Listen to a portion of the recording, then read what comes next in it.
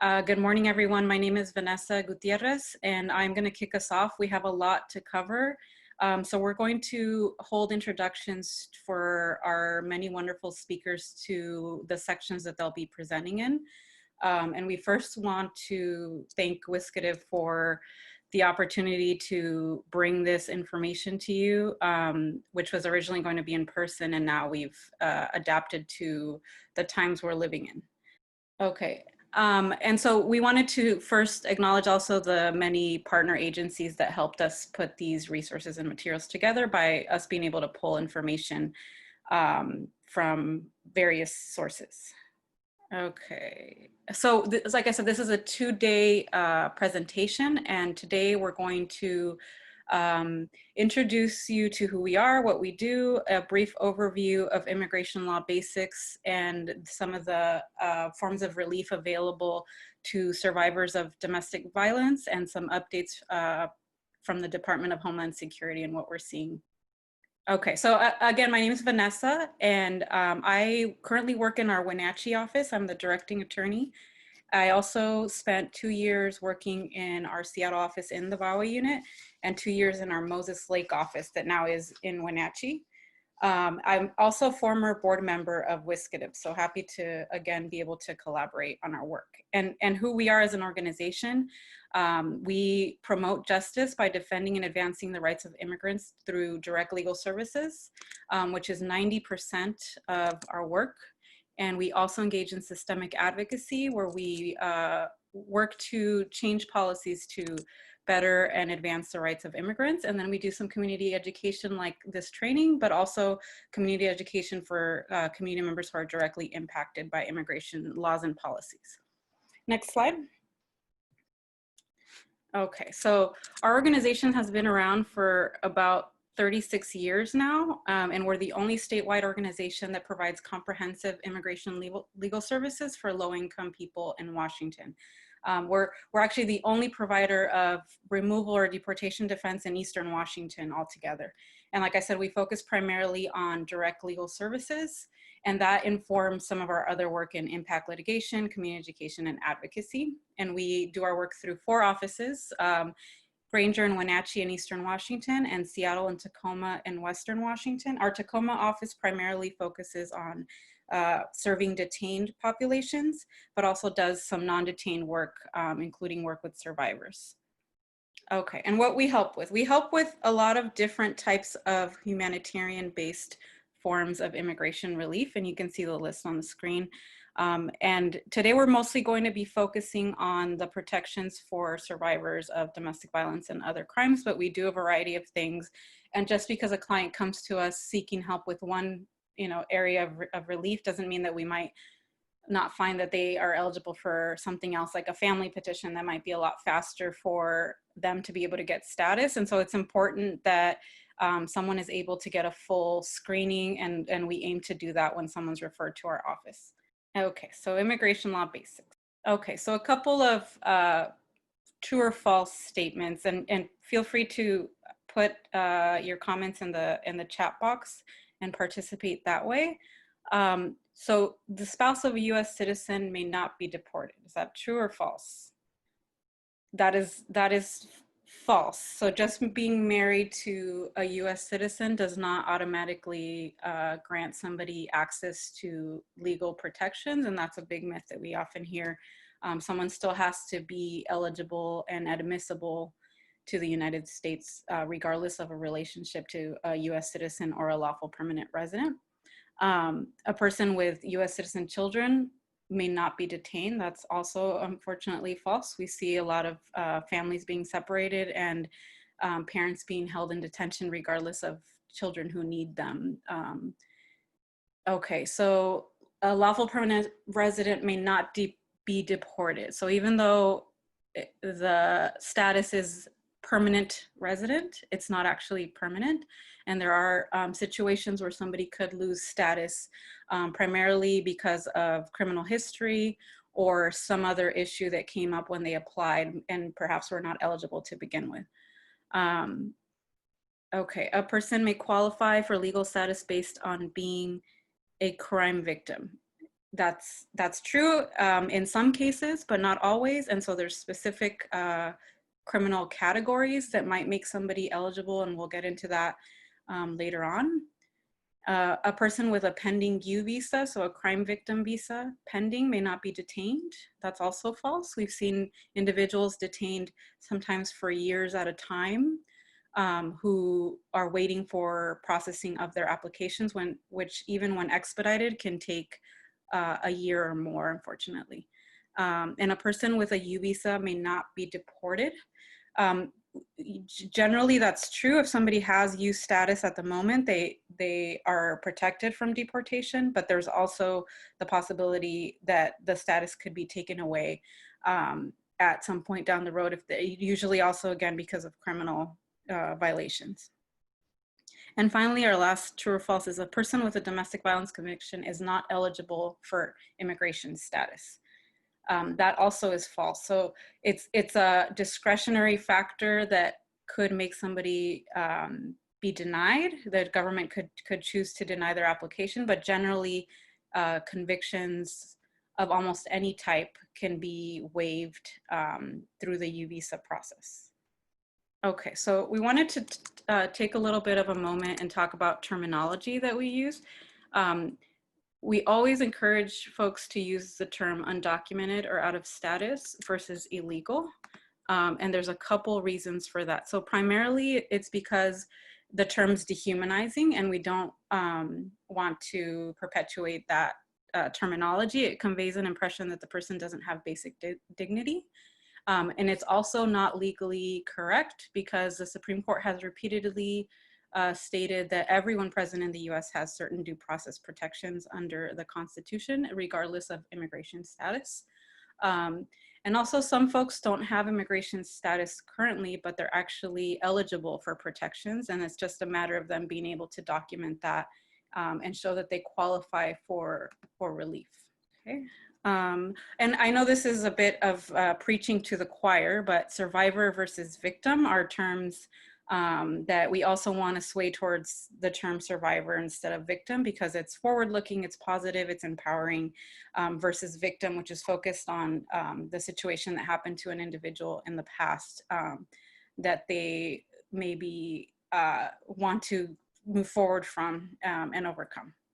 But I will say that when we are putting together an application for relief and we have to show that the person was a victim of a crime, then that's where it would be appropriate to talk about the history of being a victim. Okay, so as we talk about immigration law, we wanted to just give a general overview of the different agencies that are involved. Some of the primary agencies and departments of the government that we deal with are the Department of Homeland Security, the Department of Justice, and the Department of State. So you may hear the term INS, and that's no longer an agency. So after 9/11, the Department of Homeland Security was created and absorbed a lot of the work that the INS used to do. And within the Department of Homeland Security, there's 3 agencies. So there's USCIS, which is US Citizenship and Immigration Services, and that's the benefits branch of DHS. But we'll get into how they're sort of swaying towards enforcement and doing a lot more collaborating with ICE later on in our presentation. ICE is the Immigration and Customs Enforcement Agency, which enforces immigration laws within the interior of the United States. And so they're the agency that we'll often hear picks up people to detain them and actually removes people from the United States or deports people from the United States. Customs and Border Protection is primarily focused on their work at ports of entry, and that could be a land border or an airport, places where people enter the United States. And here in Washington State, you'll see that they have a pretty far reach because of their ability to have jurisdiction within a certain amount of miles from a land border, which is a lot of Washington State. So Department of Justice is the Immigration Court and the Board of Immigration Appeals. So when ICE or CBP puts somebody in deportation proceedings, they then have their case heard before the Executive Office of Immigration Review, or the Immigration Court, as we often refer to it. And then lastly, the Department of State is the agency that has embassies and consulates around the world where people go and seek admission to the United States from outside. So applying for a visa to come to the United States is going to go through the Department of State. This also impacts individuals in the United States who have to leave the country to apply for visas outside. Okay, so this is just, again, an overview of those agencies, which I just covered. Next, so USCIS or CIS, we have on there customer service oriented. So that maybe was more of the case in the past, but today they very much have taken an approach of being sort of a second wing of ICE, and if applications are denied, there's no longer the discretion we used to see, and individuals are then passed on to immigration proceedings, which we'll talk a little bit more about later. Okay, so this is just an example of different immigration statuses and categories. There is a very long laundry list of different types of immigration statuses, but these are the primary ones you'll probably hear about. So US citizens, either individuals who are citizens by law, either they were born in the United States or derived citizenship through a parent, or lawful permanent residents who obtained the permanent ability to stay in the United States through that process, and refugees and asylees. Most people do not automatically qualify for citizenship and have to go through a pretty long process of having some sort of status that allows them to become a permanent resident. And then they have to be a lawful permanent resident for 3 or 5 years before they can become a US citizen. And then there's the non-immigrant visa holders. So these are individuals who have temporary statuses that allow them to remain in the United States, but generally have to leave at some point or adjust or change their status to a permanent type of protection. And then finally, the other bucket of categories is things that are sort of standalone things, like a temporary protected status or deferred action for childhood arrivals that provide some sort of temporary protection, but may not lead to permanent status for most individuals. And then individuals without status. And one thing to note about those without status is that there's different ways that someone could fall out of status. So either they entered without inspection and never had status to begin with, or they had status or a visa and then fell out of status. And the majority of people without status in the US today did have a visa and overstayed. Okay. And this is just a visual example of the different statuses and the protection. So US citizens have more rights and privileges, including voting, access to certain public benefits, being able to travel abroad indefinitely as long as they want, and access to certain employment opportunities that are only available for US citizens. And you'll see the protections and privileges are less and less as you go further out into this circle.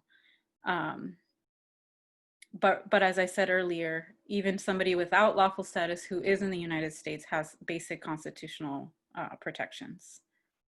Okay, so how do most individuals get a green card? The majority of folks who qualify for status are accessing immigration status through a family member, about 65%. And then employment visas, asylum and other humanitarian protections, and the other categories, which is where we're going to spend a lot of our time today talking about protections such as VAWA, U-Visa, special immigrant juvenile status. So one can always petition to become a lawful permanent resident if you have a relationship to an individual that can petition for you, a US citizen or a lawful permanent close family member, but that doesn't mean that you will qualify, right? So the petition has to be granted, and then you have to apply either to consular process and get an immigrant visa, or to adjust your status to that of a lawful permanent resident. So this is an example of the idea that we often hear in the media about getting in line. There is no line for someone who doesn't have access to one of these protections through a family member. And even those that do have family members, many times unfortunately cannot qualify to take the next step and become a permanent resident. So this is what I started talking about. So some individuals have access to status, and that's where we come in a lot of times, is to be able to help someone assess their situation and discuss options for relief. But there's only certain criteria that we have to work with, and that somebody has to qualify for that relief. And the vast majority of the undocumented communities in the United States do not qualify. Okay, so this is just a little brief overview of the citizenship and naturalization process. As I mentioned, most individuals cannot just apply for citizenship. They have to have been a lawful permanent resident. For most people, they have to be a lawful permanent resident for 5 years, but those that are married to a United States citizen during their time as a lawful permanent resident for 3 years, that become eligible a little bit sooner.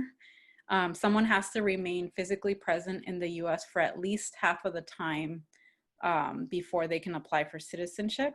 And they have to reside within the district that they're applying for citizenship in for the last 3 months. They have to show that they're an individual of good moral character. And they'll look at criminal history for this. Sometimes they'll want to look at, does somebody owe back taxes or child support? Those sort of factors are going to play in. So if somebody does have some negative discretionary factor, they can wait out and have those 5 years of good moral character, 3 years before they then apply.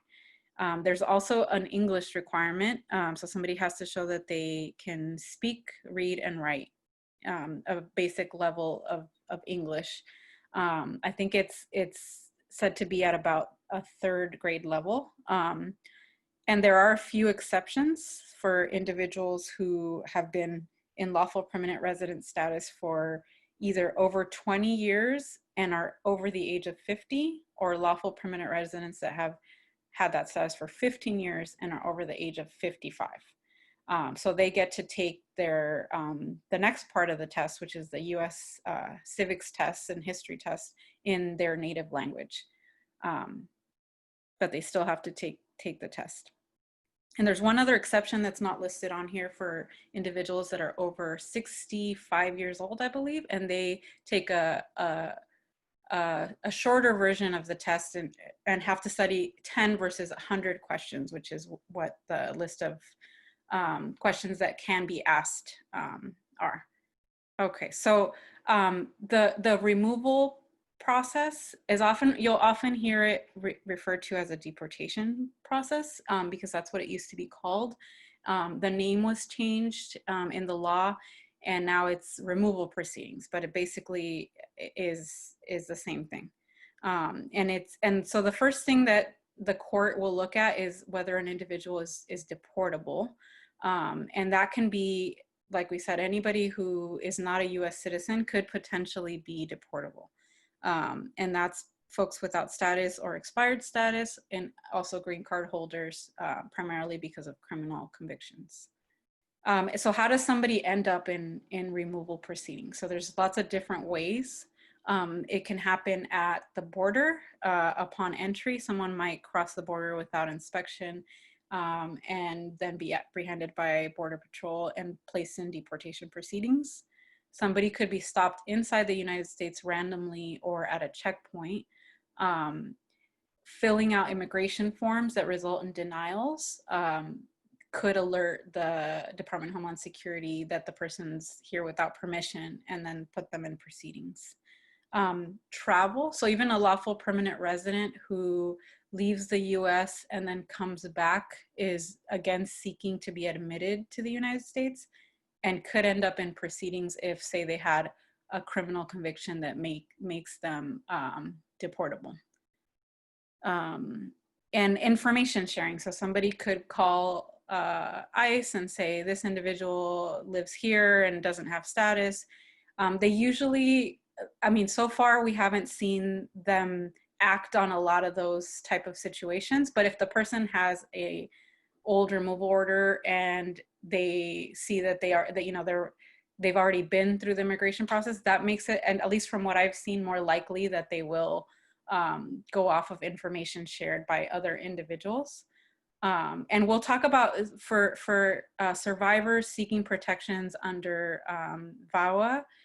The government is not supposed to consider information shared by like say an abusive partner while their application is processing. And so it's not just that they're going to listen to anybody who calls them up and gives them information about somebody. So somebody added a question, I'm not sure. Can an older person over 65 who has legal residence get an exemption for not taking a test due to not being able to retain information in their memory? So yes, that's a good point. There is a disability waiver available for individuals who have a medical reason why they can't take some part or all of the civics tests or other parts of the citizenship process. And that has to be signed by a doctor or a psychologist, and usually it has to be somebody who's a treating, the treating medical provider. Okay, so that's the end of the basic overview. Again, like I said, if there's questions, please hold most of them towards the end, but also if you have some quick comment or question, feel free to jump in and we may answer it now or later. So I'll pass it on to the next presenter. Thank you, everyone. Hi, my name is Roxana Ramani. I am a staff attorney in the Seattle office's VAWA unit. And I'm going to talk a little bit now about specific immigration relief for survivors. So first, we just want to talk about certain barriers that the immigrant community is facing when it comes to accessing assistance, benefits, particularly immigration benefits. And I think this is something that most of the people listening to this webinar are already well aware of. But a lot of our clients have a general fear of the government and mistrust of both the government and perhaps nonprofits, that they are not sure of their connection to the government, perhaps. Obviously, fear of immigration enforcement, concern that they will come into contact with ICE if they even apply for an immigration benefit. And then we're all dealing with cultural barriers, language barriers, and maybe lack of awareness of options and misconceptions about options, which is just something to keep in mind and something that we want to address while we're working with our clients. And this is a little disclaimer that what we're going to talk about today is definitely an overview. It's really important for clients to get individualized advice about their situation with an immigration advocate, but something helpful that advocates can do when they're referring clients to immigration advocates is sort of flag what you know about clients' contact with immigration authorities, any prior deportation or removal orders, and what criminal history they have.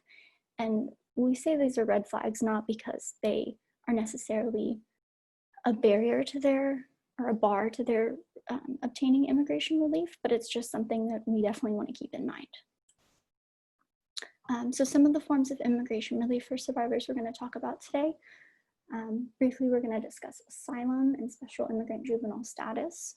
We'll get a little bit more in depth into VAWA forms of relief, VAWA self-petitions, and something called 751 waivers, as well as T and U visas. And here is just a good graphic that shows all of these different forms of relief and kind of gives a very brief overview of who they're for, generally what you need to do to apply, things to keep in mind, and what the benefits are if these forms of relief are indeed provided. So we're going to talk in greater depth about different developments that have happened over the past 4 years. But one that I just really want to flag is the Notice to Appear, or NTA memo, that many of you likely know about, but that is now in effect. So an NTA is a charging document that is issued by the Department of Homeland Security to initiate removal proceedings in immigration court against a non-citizen. And as Vanessa discussed, in those removal proceedings, an immigration judge determines whether the citizen is going to be removed from the United States or allowed to remain in the United States. And previously, if a non-citizen's application for certain forms of humanitarian relief, like many of the ones we're going to discuss today, was not granted, USCIS did not issue an NTA or refer them to ICE to issue an NTA to put this person in removal proceedings in immigration court. There were exceptions for certain really specific cases involving fraud or certain serious criminal offenses, but generally that's not something that happened. However, on June 28th, 2018, USCIS issued a memo announcing that that longstanding practice was going to end. And going forward, if an application was denied, they would be referring them to removal proceedings. So VAWA self-petitions, special immigrant juvenile status, U visas and T visas now, if they are denied, the applicant and their derivative family members are likely to be issued notices to appear in immigration court and put into removal proceedings. Existing practice already did that with asylum applications that were denied, 751 waivers, and applications for permanent residence. So obviously this has a very chilling effect on applying for these forms of relief for our clients. It doesn't necessarily mean that they shouldn't apply. We just want to evaluate each case, advise the client of the options, their options, and the risks associated with applying, as well as the benefits. So some things that we're doing is we are conducting Freedom of Information Act requests or FOIA requests for clients when we're assessing their options. So figuring out what information does our immigration system already have about them and what immigration history do they have. We're also conducting criminal background checks in case there's something that maybe the client forgot about that happened, a decade ago, but that the US immigration system is not going to forget about. And we're using that information as well as the individual facts of that client's circumstance to assess the strength of the case and the likelihood of success, and discussing the NTA memo and the strength of the case with the clients to help them make a decision. We also are trying to build a record in support of a positive exercise of discretion, and that's something that advocates are really helpful with. So showing family connections in the US, letters of support about what a great person our clients are, how they're involved in the community. And we're also just basically planning to exhaust the administrative appeal process in each of our cases, meaning so if the application is denied, usually you have the opportunity to file a motion to reopen or reconsider or appeal the decision, and that's something that we are planning to do pretty much in all of these cases due to the chance of being put in removal proceedings. So first I'm gonna talk about asylum. And again, this is very much just an overview. So asylum is a form of relief for people who fear persecution in their home country due to their race, their religion, their nationality, their political opinion, or their membership in a particular social group. They need to apply within a year of arrival. If they don't, they're no longer eligible for asylum. They're eligible for something called withholding of removal, which is harder to win and it has fewer benefits. Relief under the Convention Against Torture is another option if you're likely to be tortured in your home country. Again, it's harder to get and it has fewer benefits. And just a note that over the past 4 years, the administration has been basically dismantling asylum as a form of relief in various different ways, from narrowing what constitutes a particular social group. So in the past, being a survivor of domestic violence who was unable to relieve the abusive relationship could potentially constitute a particular social group, and that's deteriorating a lot. But then it's also in terms of how you enter the country, when you enter the country. There's been a lot of very recent changes that limit people's eligibility for asylum right now that we won't get into very much here, because for our purposes, if someone fears persecution in their home country, you want to refer them to an immigration advocate. But we do just want to advise that the ability to take advantage of this benefit is really narrowing. And asylum is a status in itself, and it provides an employment authorization document or a work permit, and it provides a path to permanent residence as well. Special immigrant juvenile status is another form of relief, a non-immigrant visa that also provides a path to permanent residence, only when the visa priority date comes current in their category. And for applicants from El Salvador, Honduras, Guatemala, and Mexico, it often is not current, which requires a lot of waiting without a permanent status and without a work permit in many cases. But SIJS, or Special Immigrant Juvenile Status, is kind of a two-part process. So you file an application with USCIS, with immigration, but first you need to have a state court case in which a juvenile court has to have determined that the child is dependent on the court, or they must have put the child place them into the custody of either a state agency or a department, or an individual or entity that has been appointed by the state or juvenile court to care for the child.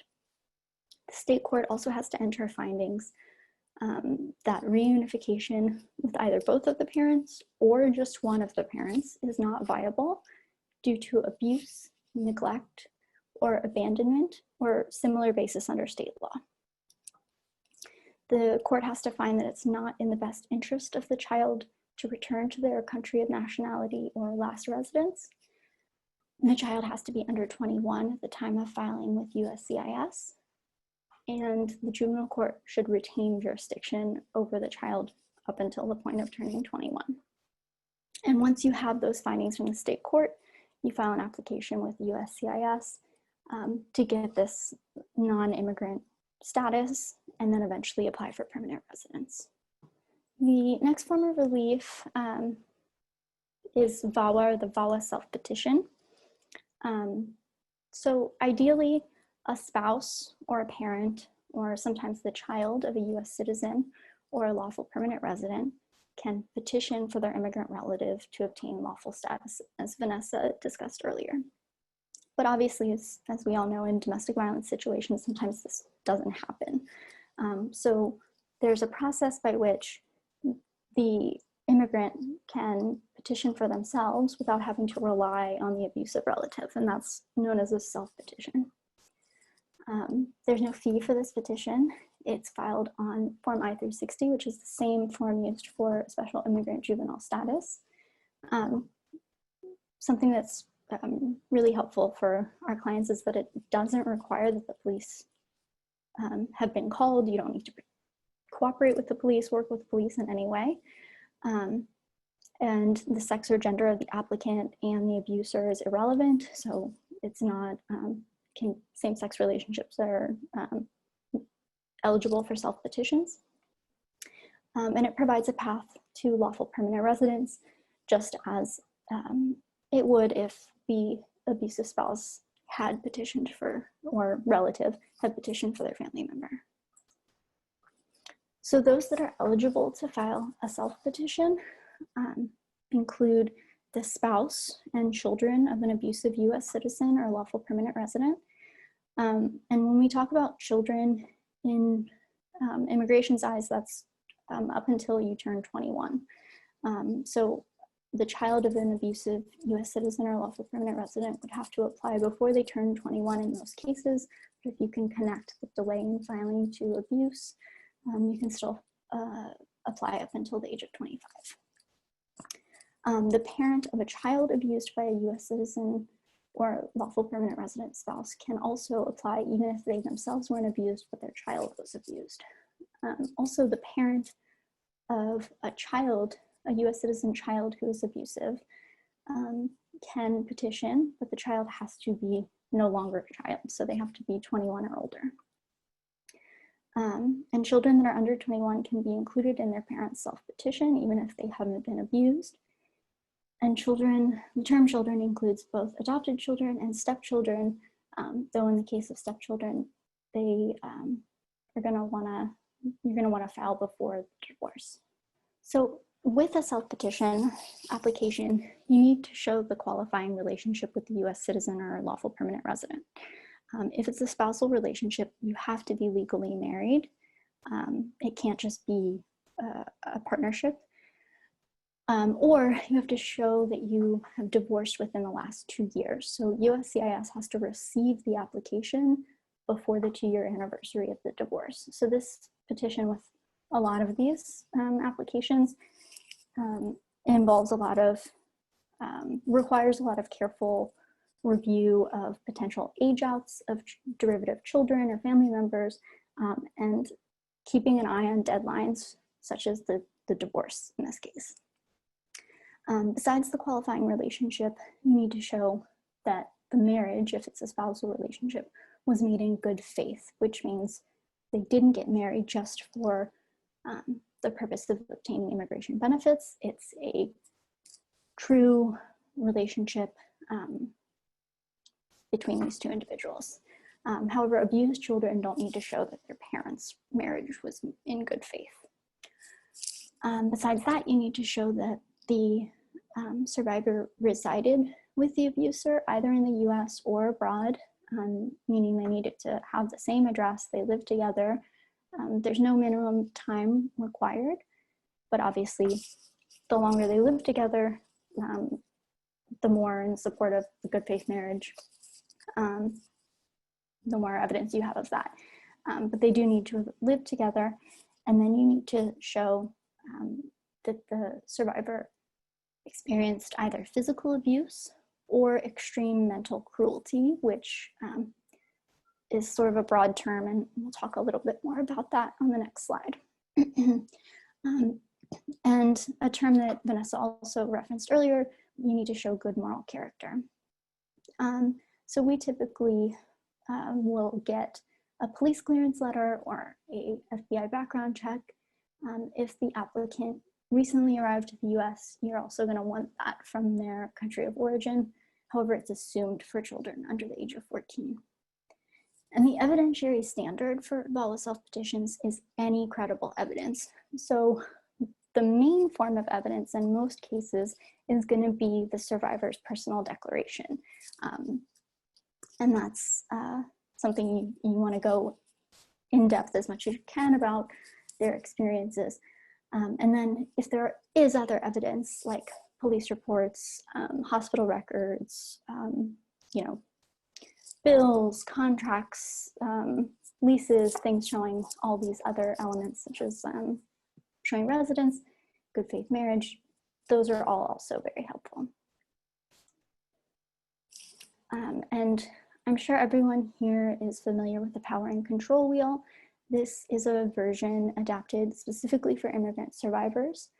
And it's a really useful tool, particularly when you're working with a client on their personal declaration and maybe they didn't experience physical abuse and they're not endorsing abuse exactly. If you're able to go through these kind of like spokes on the wheel and ask them, okay, did you ever have your important identification documents hidden or taken from you? Were you isolated from friends and family? Were you called names? Did you have control over money that you earned? Were threats ever made about your immigration status? Or about taking the children away. These are kind of more nuanced forms of abuse that I know you all are familiar with, that can be really helpful to highlight in the client's declaration. And that's going to be really useful for this application. Roxana, I just wanted to jump in really quickly and let you know I was getting some requests that there's just a little bit of like shuffling noise in the background while you're talking. I don't know if that's, yeah, if that's something you should be mindful of. Thank you very much.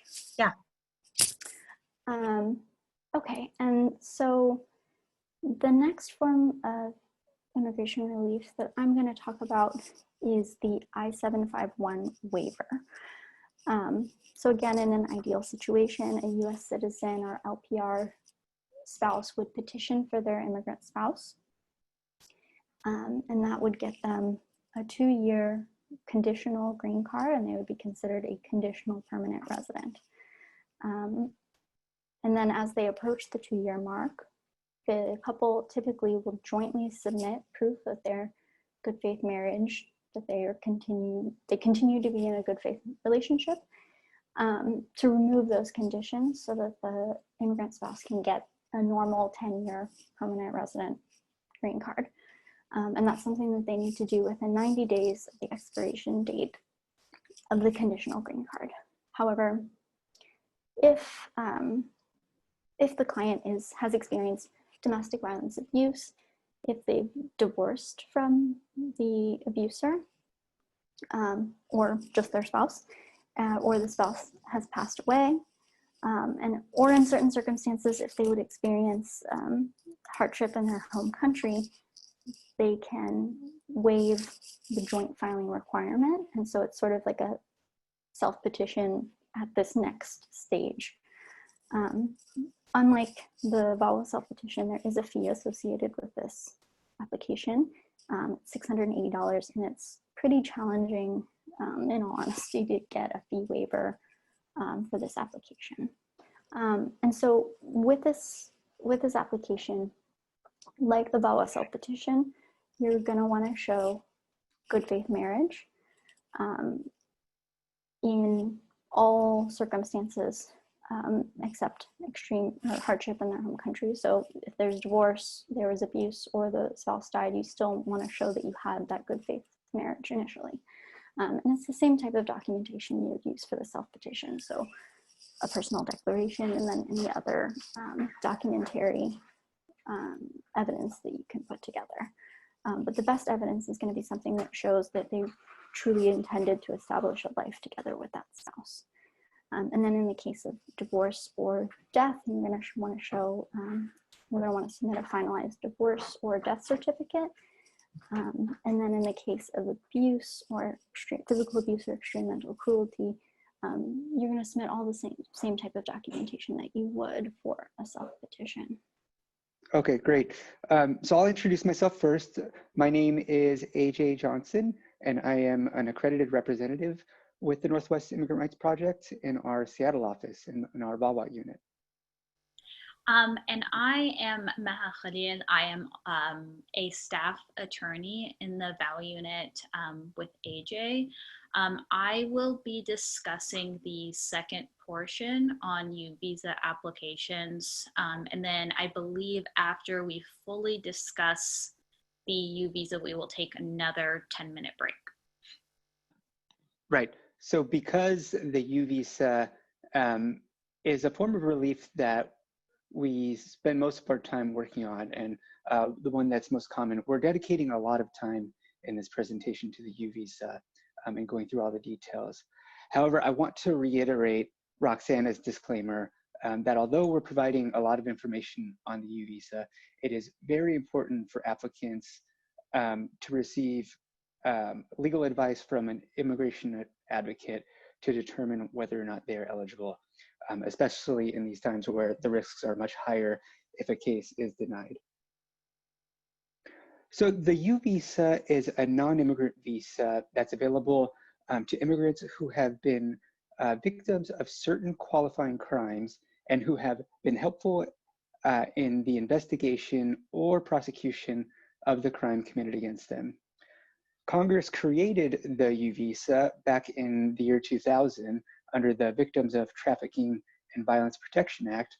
However, the implementing regulations that established the procedures for filing the U visa didn't take effect until the year 2000. So we didn't actually see our first U visas, or people weren't granted U visas until 2008. So the U visa was created to serve two purposes.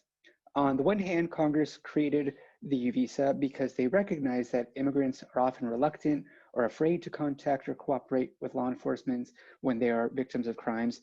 So they wanted to create this protection for immigrants that were in vulnerable situations. They also created the U visa to strengthen the ability of law enforcement agencies to detect, investigate, and prosecute cases of particularly domestic violence and sexual assault, but as well as the other crimes listed in the U visa statute. So it serves the dual purpose of being both a humanitarian benefit as well as a law enforcement tool. Next slide, please. So the benefits of the U visa, it is a non-immigrant status, so it's temporary and grant status for 40 years. But during those 40 years, beneficiary of a U visa will also gain employment authorization or a work permit, and will be eligible to obtain a social security number, so they'll be able to work in the US. In some cases, it is possible to travel outside of the US, but we believe this is very risky for most applicants and strongly discourage it, because in most cases, calling it a U visa is a bit of a misnomer. So only the Department of State can issue visas, and it's done so outside of the country, abroad in embassies and consulates. So for most people who are applying for the U visa within the United States, they're simply being granted U non-immigrant status. For those applying outside of the country, going through consular processing, they will actually be issued U visas, which they'll be able to travel into the United States with, and in some cases, will be able to travel back and forth. However, for most folks that are in the country and obtain U non-immigrant status, if they leave the country, they risk triggering certain immigration violations, which will disqualify them from returning to the country. And they'll also have to go through the process again of consular processing. So even if they weren't disqualified, they'd still have to go through another application process to apply for a visa. And there's no guarantee that the Department of State will approve their case again. So for that reason, we advise people who have been granted U visas in the United States to remain here. Beyond that, U visa beneficiaries are also eligible for some public benefits. They're protected from deportation by virtue of having lawful status. And one thing that is unique about the U visa, and apart from most non-immigrant statuses, is that after 3 years of continuous presence in the United States, a U visa beneficiary will be eligible to adjust their status to that of a lawful permanent resident or obtain a green card. Next slide, please. So these are the basic elements for being eligible for a U visa, and we're going to go in to each one more in depth, but a quick overview is they must be a victim of a qualifying criminal activity, so one of those crimes that was specifically noted by Congress in the statute. They must show that they have suffered or are suffering substantial physical or mental abuse as a result of having been a victim of one of those qualifying crimes. They must show that they possess information about the criminal activity, and there's no minimum to this possession of information. But along with that, they have to show that they were helpful or are continuing to be helpful or are likely to be helpful to the law enforcement agency that is either investigating or prosecuting the crime. They must show that the crime has occurred in the United States or violated US law if it occurred abroad. And very importantly, they must obtain a law enforcement certification, which states that 1, they were the victim of a qualifying crime, and 2, they were helpful and cooperative with that law enforcement agency.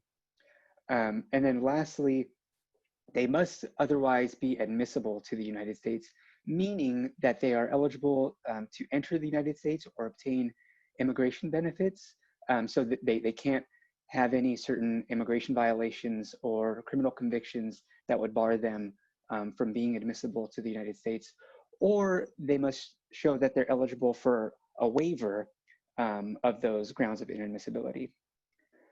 So in the context of the U visa, there are two different types of victims, direct victims and indirect victims.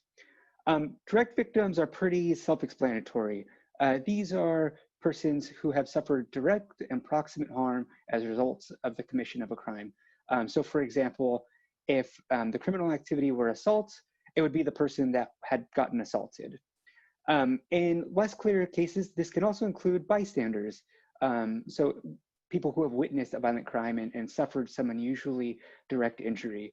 And one example that we use here is if a pregnant woman were to witness a violent crime, and because of witnessing that, she were to miscarry. So the other type of victims are indirect victims. So if the direct victim is under the age of 16, disabled or incompetent, and because of that is unable to be helpful and cooperative with law enforcement investigating the crime, their parent or guardian can be the indirect victim. However, it's important to note that although the indirect victim may qualify in the place of the direct victim, they still have to meet the other requirements. So they still have to show that they were helpful and cooperative with the law enforcement. In a case where the crime is murder, manslaughter, or the direct victim is deceased, certain surviving family members can be indirect victims. And lastly, when a case involves obstruction of justice, perjury, or witness tampering, a person can be the indirect victim if they were directly harmed by the perpetrator in committing those crimes. So for instance, if someone were the victim of identity theft, which isn't necessarily one of the qualifying crimes, but during the prosecution, the person that committed the identity theft committed obstruction of justice, perjury, or witness tampering, that victim might be able to qualify for a U visa based on being an indirect victim. So it's important to note that in U visa cases, it does not matter who the perpetrator of the crime is. It can be anyone. It can be the person's spouse or partner or one of their relatives. It doesn't matter what the status of that spouse or partner is. It could be a colleague, it could be someone they know, or it could be a complete stranger. So I note this because in other forms of relief, it does matter who the perpetrator is, but for the U visas, it does not. So here is the list of the U visa qualifying crimes. And I'm not going to run through them. I'll just allow you all to look at them while I share information from the next slide. So you'll note that this list, it's just a list of general categories. It's not, a specific statutory violation. This list includes any similar activity. So any crime on the list is a qualifying crime. But if there's a crime that in nature and in its elements are substantially similar to one of these crimes, for example, video voyeurism, it isn't listed on here, but it is a form of sexual exploitation, then you might be able to make an argument that that is also a qualifying criminal activity. Please also note that not all of the listed crimes are necessarily violent crimes. So for example, the violation of a protection order can be a crime of domestic violence in the Washington state, even though it might not have actually been a violent crime, or the behavior or conduct in that situation might not have been violent. And I note this because we've come across a lot of misconceptions that in order to qualify for a U visa, you must have been a victim of a violent crime. And although that is important for some cases, for instance, in the case of felonious assault, it isn't necessary in all cases. I also note this because one of the eligibility requirements is showing that the victim has suffered substantial harm, either physical or mental abuse. so that it isn't necessary for the suffering to be physical or for the crime to have been violent. And then lastly, these crimes may either be in violation of federal, state, or local criminal law. It doesn't matter at which level or at which agency, so long as whatever the statute that was being investigated or whatever the crime that's being investigated falls into one of these categories. So this is just a quick overview of the information I shared. And then now I will hand it off to Maha. All right, thank you, AJ. So along with meeting the requirements for a qualifying crime, an applicant must also suffer substantial abuse due to that crime.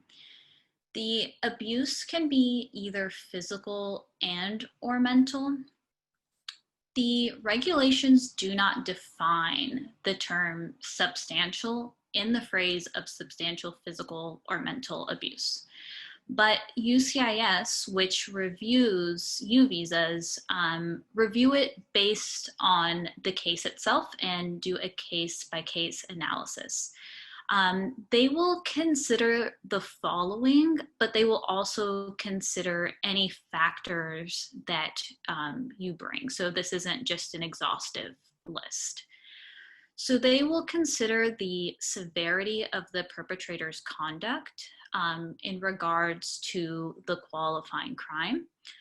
They will also consider the severity of the harm that the applicant has suffered due to the crime. They will also look at the duration of how long the infliction of the harm occurred. So if the crime lasted hours, they will also consider that. They will also consider the extent to which there is permanent or serious harm to the victim's appearance, health, or physical or mental soundness. So for instance, if a victim was assaulted and had to go to the hospital, you would want to include records of that because that goes to substantial harm. They will also consider the physical or mental soundness of the victim before the abuse.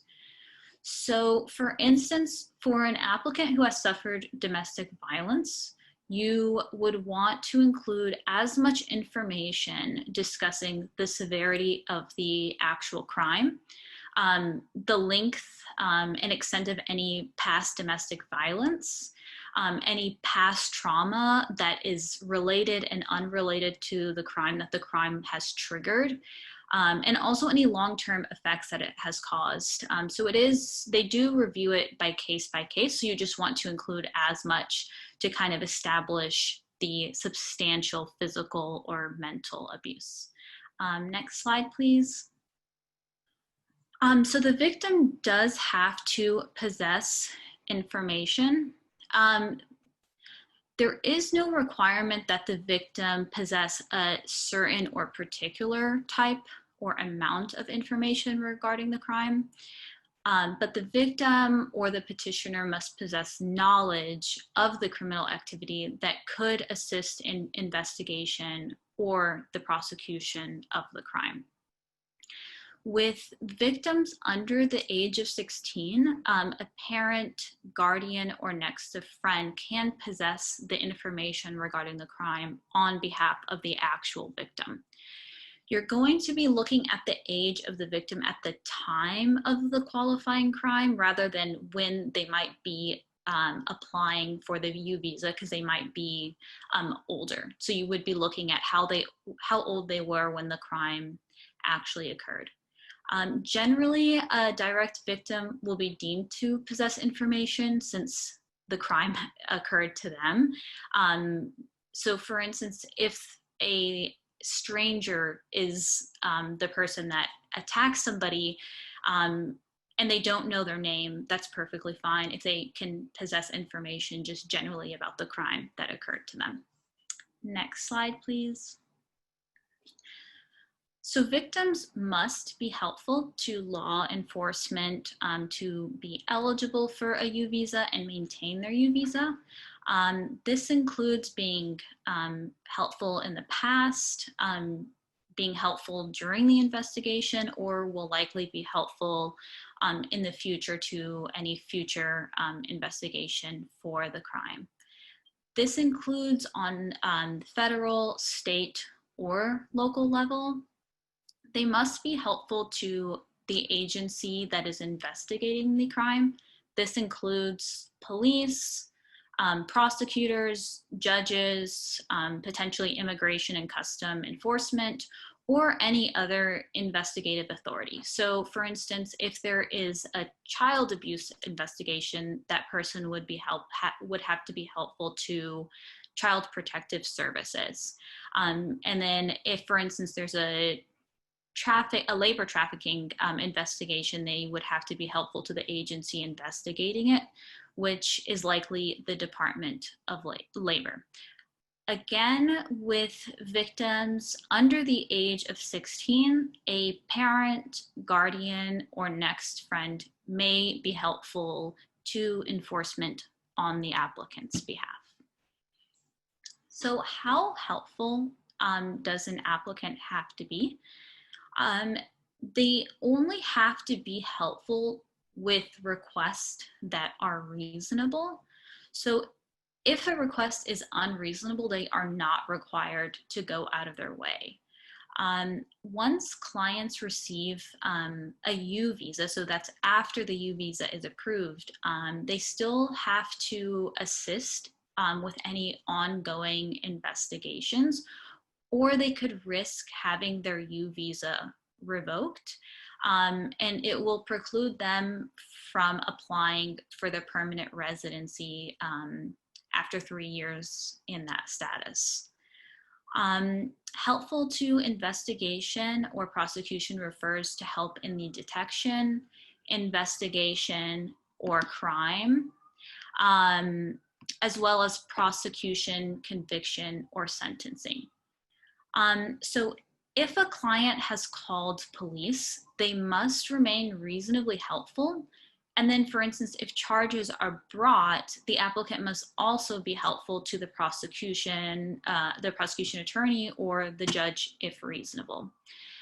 Again, even after the U visa is approved and even during the time that they are applying for the green card, they must prove that the case is closed, meaning that there's no open investigation, or that they have continued or will continue to be helpful in the investigation. So it's really important to remind applicants that they must remain helpful throughout the entire case or risk their U visa. And I know that Lisa is asking a question about how long it takes for a U visa. We're actually going to be discussing that a little further down, so I hope that answers your question. Next slide, please. So what if the crime was investigated but never prosecuted? So the applicant still qualifies for a U visa. There is no requirement that charges are brought. So for example, if the applicant calls the police but no charges are brought against the perpetrator, they still qualify. That's not a requirement for the U visa. And what if the case actually went to trial, but the prosecution was unsuccessful, meaning, for instance, the person was not convicted? Again, the applicant can still apply for a U visa. There is no requirement that the person is actually convicted of the crime. They just have to be a victim of the qualifying crime. There's no requirement that the charges or that there's a conviction against the perpetrator, which is great. And what if a victim gets back together with their abuser who perpetrated the U visa qualifying crime against them? This comes up a bit when working with survivors of domestic violence. Some applicants potentially still live with their abusers when they apply. It can potentially be an issue if, for instance, you filed a U visa based on a protection order, but you end up withdrawing it or violating it by going back to your partner. So generally the applicant still qualifies, but it is important to provide information, as this can be an issue because it could undermine the qualifying crime or the substantial harm factor. Can you include an abusive spouse as a derivative family member on a U visa if they don't divorce?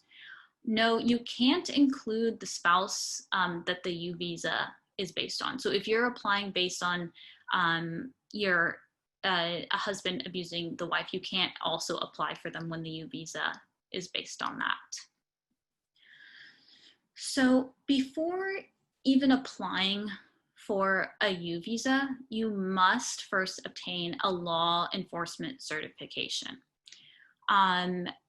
The U visa application must include, when you're submitting the application, Form I-918 Supplemental B from a law enforcement official addressing the following. The applicant was the victim of the listed qualifying crime.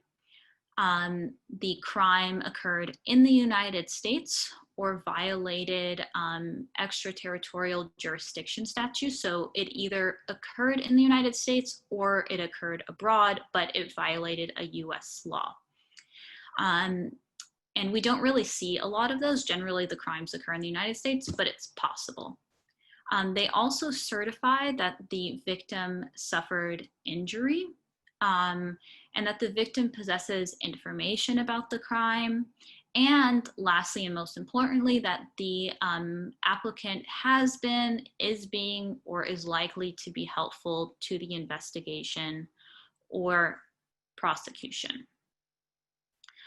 Usually when requesting a certification, the representative will send a draft of the actual certification form and include information on the crime, such as police report. So we try to fill out as much of these factors in the form in our favor.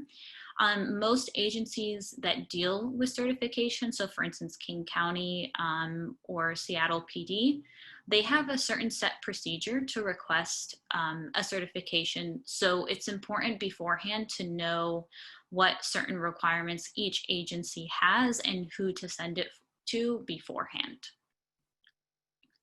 Okay, so which agencies can sign the certification or Form I-918B? So federal, state, or local law enforcement agencies can sign and certify. This includes prosecutors and judges, since they are also investigating and detecting the crime. Other agencies can that have investigative powers can also sign. So this can include Child Protective Services, Department of Labor, and any other agency that can investigate. Regulations state that the certifying official must be the head of the agency or a designated supervisor. But UCIS has stated that they will accept the signature on the form as proof that that person that signed is designated to sign the certification. With a lot of agencies that deal with certification requests, they have somebody designated to sign all the requests. Next slide, please. Okay. So the Safety and Access for Immigrant Victims Act was passed in 2018 and became effective on June 7th, 2018 in Washington. It created a crime victim certification steering committee where agencies must report data on certifications that are issued, as well as certification requests that are denied. This is overseen by the Department of Commerce. The goal of this bill was to promote consistent and equal treatment and offer protections to immigrant victims statewide.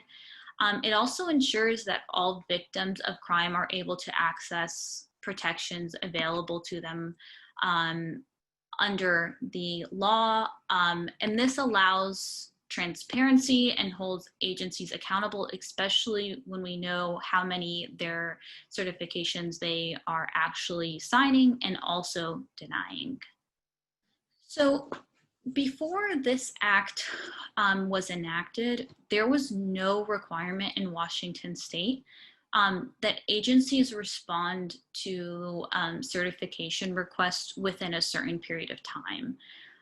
But after the Safety and Access for Immigrant Victims Act was passed, it requires certifying agencies to respond to certification requests within 90 days or 14 days in certain circumstances. Usually those circumstances include potential age out. So for instance, if a child is going to turn 21 and wants to include family members, you would request 14 days.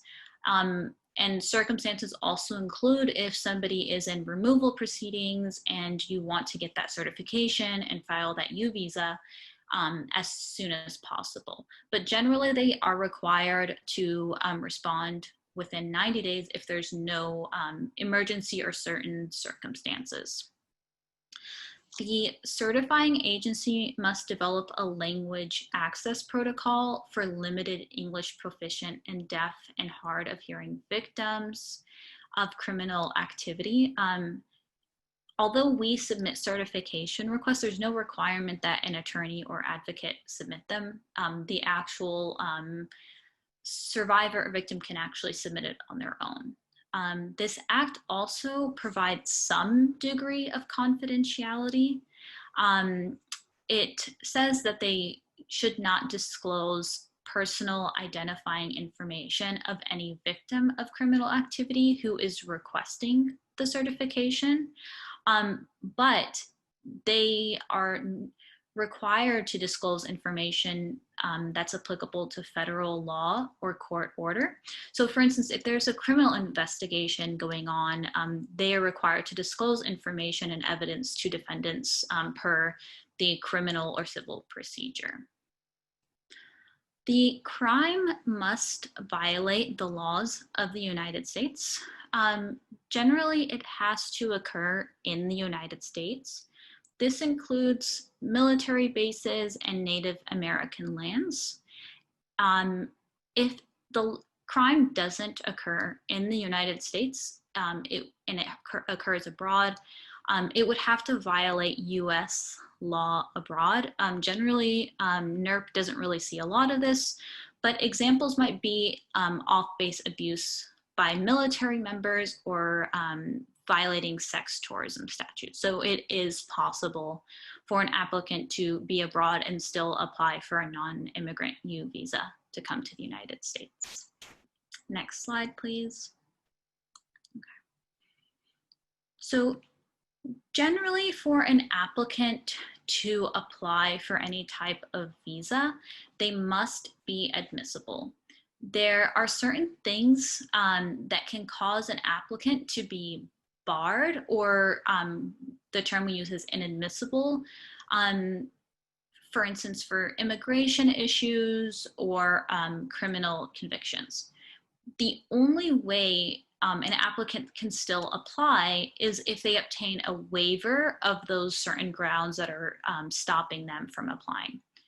Some common grounds of inadmissibilities include unlawful entries and exits from the United States.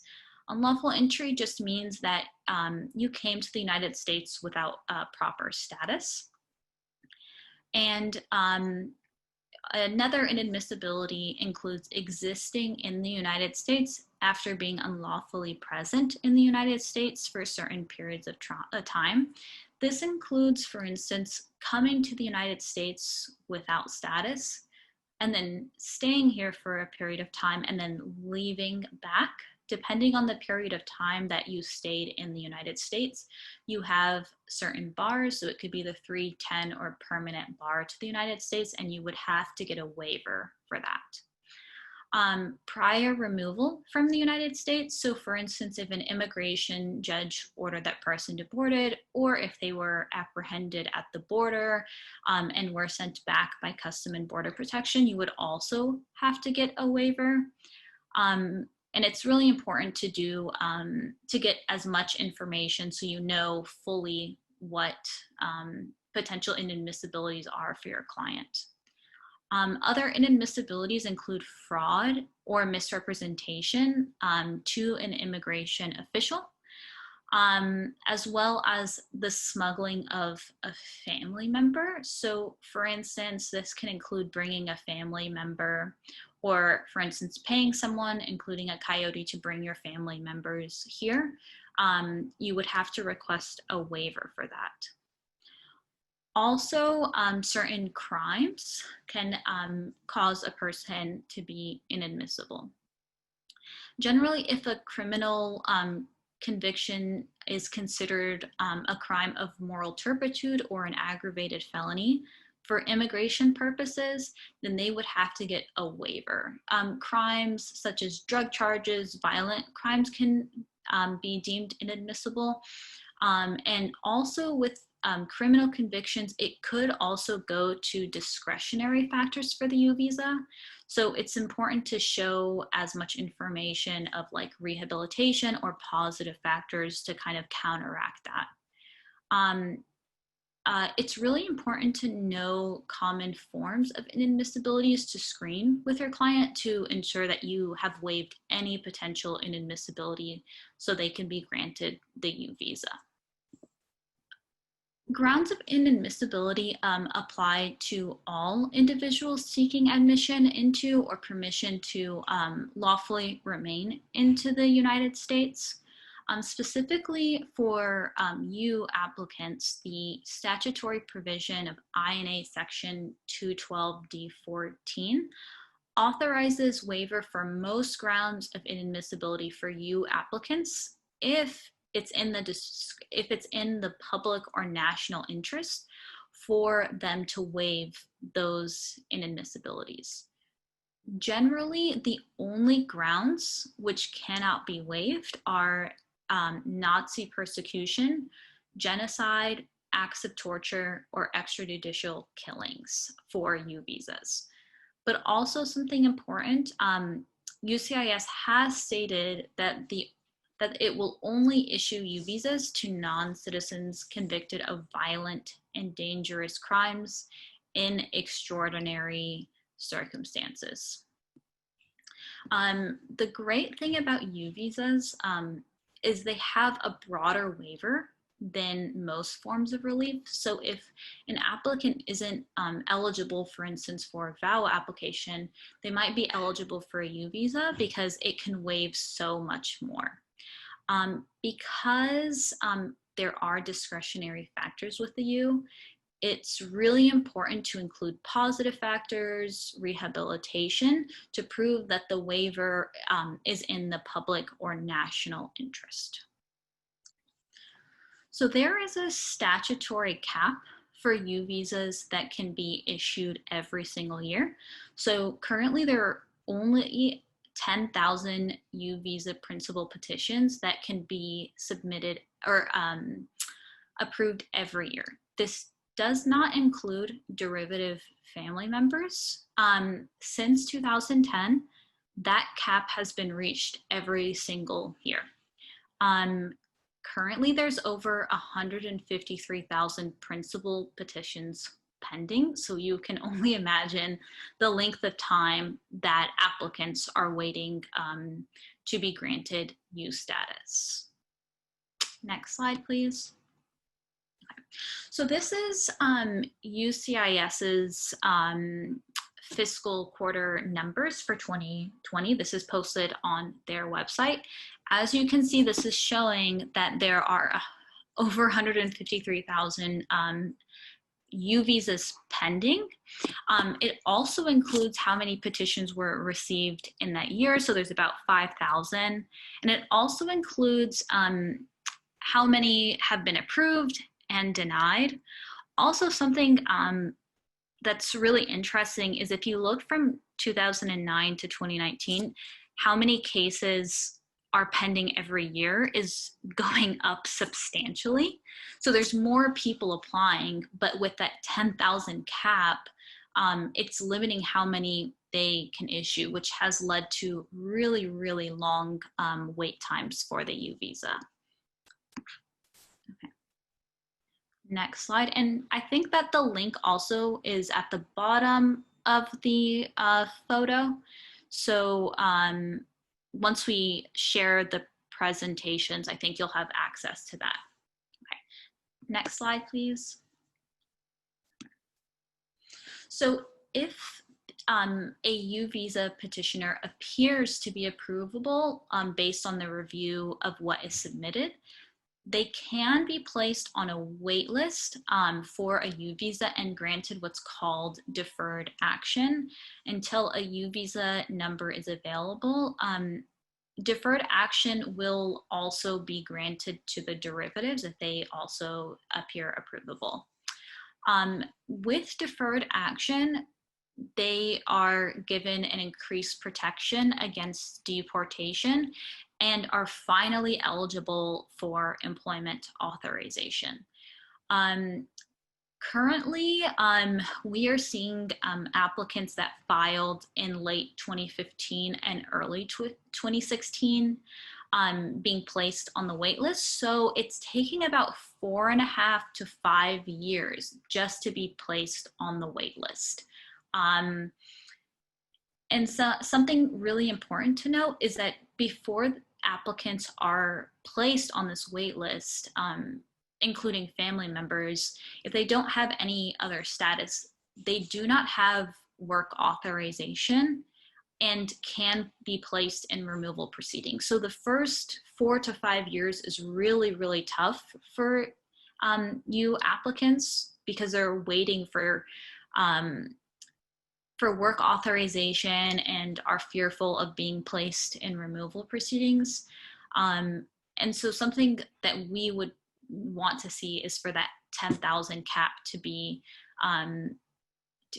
for them to be more because the wait list is just so long right now. Next slide. Okay, so again, this is the processing times set by UCIS. This is on their website again.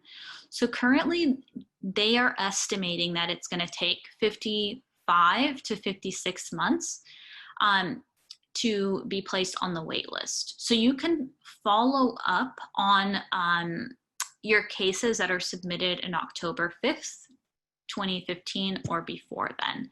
This is just an estimate. It can take longer, and these estimated times can potentially change, especially with UCIS working at limited capacities during COVID. I can only imagine that these processing times might potentially even go up longer. So generally, the U visa process is a very, very long process, but at least it might be their only form of relief available because it waives more inadmissibility than other forms of reliefs. Hi all, thank you for joining today. My name is Stephanie Martinez and I'm a staff attorney in the VAWA unit in the Seattle office at NERC, and I'll be going over T visas. So T visas were created under the Victims of Trafficking and Violence Protection Act in 2000. And the visa was created to combat human trafficking and also provide immigration relief for persons trafficked into the US. So T visas, like a U visa, give immigration relief to victims of human trafficking. If granted a T visa, the person would get 4 years of non-immigrant status, employment authorization, and a social security number. It is possible to travel outside the US, but especially these days, risky and strongly discouraged. They're also eligible for some public benefits, the same benefits as refugees, and they're protected from deportation. And then after 3 years of continuous presence, or if the trafficking criminal case is closed, whatever sooner, they can apply for adjustment of status. To be eligible for a T visa, an applicant must show that they were a victim of a severe form of trafficking in persons as defined by the Act, are physically present in the United States on account of trafficking, that they've complied with reasonable requests from law enforcement agency for assistance in the investigation or prosecution of human trafficking, and would suffer extreme hardship involving unusual and severe harm if he or she were removed from the US. And similar to the U visa, they have to show they were admissible to the US or eligible for a waiver of inadmissibility. The following slides are intended to serve as a tool to help flag potential trafficking cases. But each case requires a very careful and full intake with an immigration attorney who has specialized knowledge of T visas. And I think look, when we break down the statute and look at it, you'll be able to see how nuanced trafficking is. And especially these days with higher risk of filing applications, it's important to do a full analysis before filing a T visa. So this is the first element, and the first is to show that the applicant is a victim of a severe form of trafficking in persons, and this is defined by statute. So I'll go ahead and read this statute, and then we'll break down the elements of the statute in just a couple slides. So first, sex trafficking, in which a commercial sex act is induced by force, fraud, or coercion, or in which the person induced to perform such act has not attained 18 years of age. So for any sort of sex trafficking or commercial sex act, if the person was under the 18 years of age, that's a pretty red flag. So we kind of think that as someone who's under the age of 18 cannot consent to commercial sex.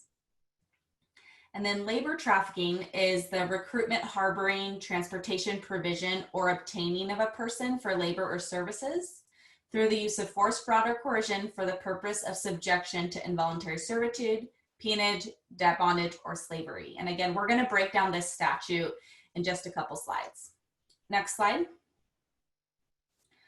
Here are some common trafficking venues that we come across. For labor, there's nannies, maids, sweatshop factories, janitorial jobs, construction sites, farming and landscaping, hotels and restaurants, and drug trafficking. And for sex, the venues we often see are street prostitution, brothels, strip clubs, pornography, spas, escort services, and massage parlors. And who the traffickers are can be a family member, a romantic partner, an employer,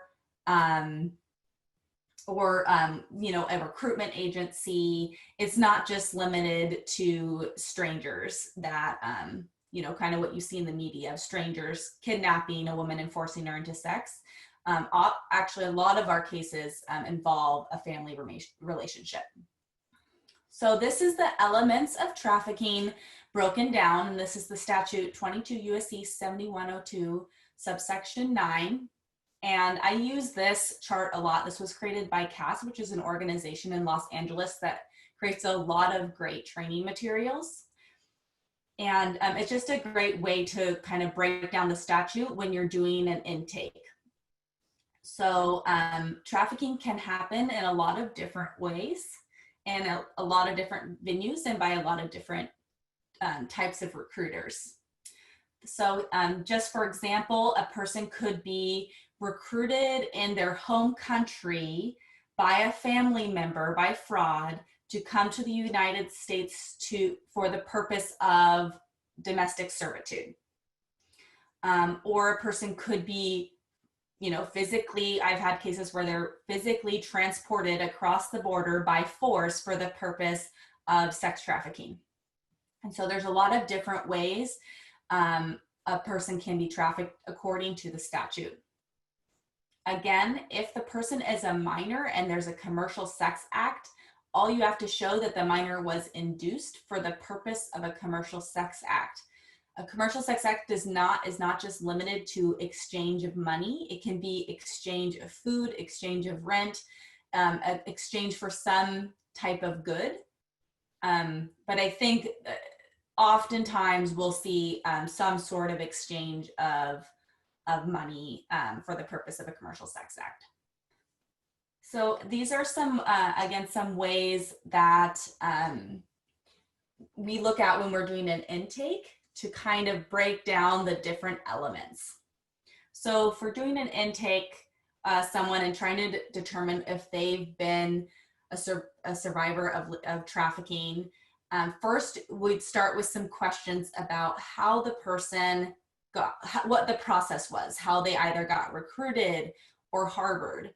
So some example questions would be, did someone promise you a different job than the job you were required to work?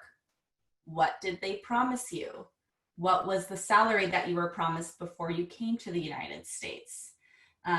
Sometimes we'll have an employment contract where the recruiter gave, the survivor a contract that detailed all of their promises, like 18 hours or $18 an hour and a place for you to stay. And when they got here, they were not paid anything and then given horrible living conditions. Another way for harboring, some example questions would be, did you live in the same place where you worked? This is a very common situation with trafficking, that the employer would recruit someone to come to the United States, but then have them live in the same place as them, and so they could monitor all of their movements. Were you unable to come and go whenever you wanted? Some example questions for means. If someone, like, how can you show force and coercion? We would have to show, like, if they were forced, how did they force you? Did they physically, in some cases they physically tied a client up and did not give them a key to the apartment and lock them into the apartment. Or it can be more subtle. Were you forced to work while you were sick? And why were you forced? Were they threatening to hurt your family and that's why you felt forced to work? Coercion, some example questions for coercion is, did anyone ever make you feel scared or unsafe? Did anyone at the place where you lived or worked monitor you or stop you from contacting your family or friends or others? And then some kind of some more questions on, like, to establish ends, of like what rose it to the level of more than just, for labor trafficking, for example, more than just a wage and hour claim, but what rose it to a level of labor trafficking where someone was forced into or coerced into involuntary servitude. Some examples are, were you forced to give someone else the money you earned? Or were money like transportation and rent deducted from your paycheck? Were you forced to take out debt in your home country and now you're indebted in home country and not making any money in the US? So there's some more questions on the next slide, I think. So here are some more, we'll just go over, we kind of went over the first two elements. So, so for sex trafficking, again, it doesn't just have to be an exchange of money. So if they've indicated any type of forced sexual contact, you might want to check, like, why they felt forced to have sex with them. Was it for money? Was it for shelter? Or like, did they get any other things of value, like gifts? So it is, CAST actually has a really great list of questions that really breaks down all these elements. And it's really important to go through the process, means, and ends in order to determine if somebody is a survivor of labor or sex trafficking. Both, there can be overlap. So somebody can be a survivor of both labor and sex trafficking. For example, I have a client who was brought here as a child by her godfather. She was supposed to go to school in the US, and instead her godfather forced her to work in agriculture, took all of her money, and then also forced her into sex trafficking. So for that case, we argue both labor and sex trafficking. So I think you went over the power control wheel for domestic violence survivors. And this is a power control wheel for trafficking survivors. And it kind of details ways that traffickers kind of force their victims into trafficking, whether it be domestic servitude or construction work or sex trafficking. We often see a lot of overlap of all of these different types of ways of controlling people. So coercion and threats. There are, especially with our clients, there are often threats to call ICE or to call the police. Intimidation, if the person has children, there's often, there can be threats of taking the children away or the pet away. Emotional abuse, isolation. Oftentimes my clients are not allowed to contact their family, or they have to contact their family, or they have to hide if they contact their family, or the trafficker will be there in the room every time the person tries to call their family members. There's sometimes sexual abuse and physical abuse, using privilege. So there can be times where the person might have status and our clients don't have status, and they use their status over them. And we see that often for romantic partners. They might use their status over them and lie to them and be like, I'm going to petition for you, when in fact they're not petitioning for them and they're just using them for involuntary servitude. And economic abuse is another big one, and especially in labor trafficking. People will often be convinced to take out debt to come to the United States with a promise of very well-paying jobs. And once they get here, they don't make any money, and they are also now indebted in their home country to maybe debtors that are charging them extremely high interest rates. So the next element that we have to show for a T visa is that the victim must be physically present in the United States on account of trafficking. That doesn't mean that you had to have been trafficked into the US. You can be in the US and then get trafficked once you're here.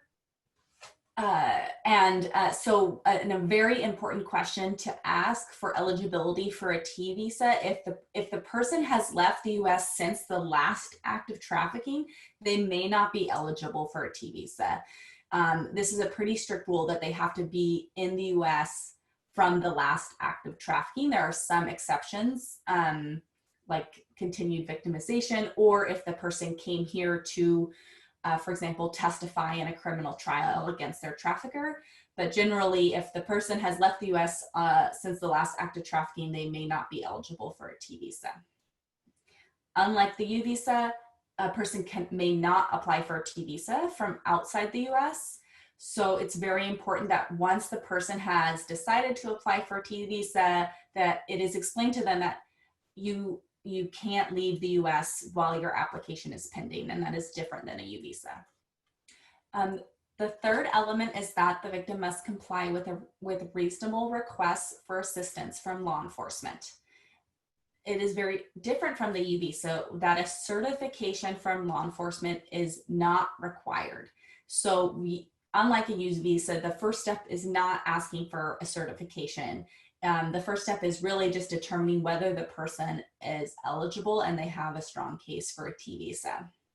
The applicant generally must report the trafficking unless they are under 18 at the time of filing the application.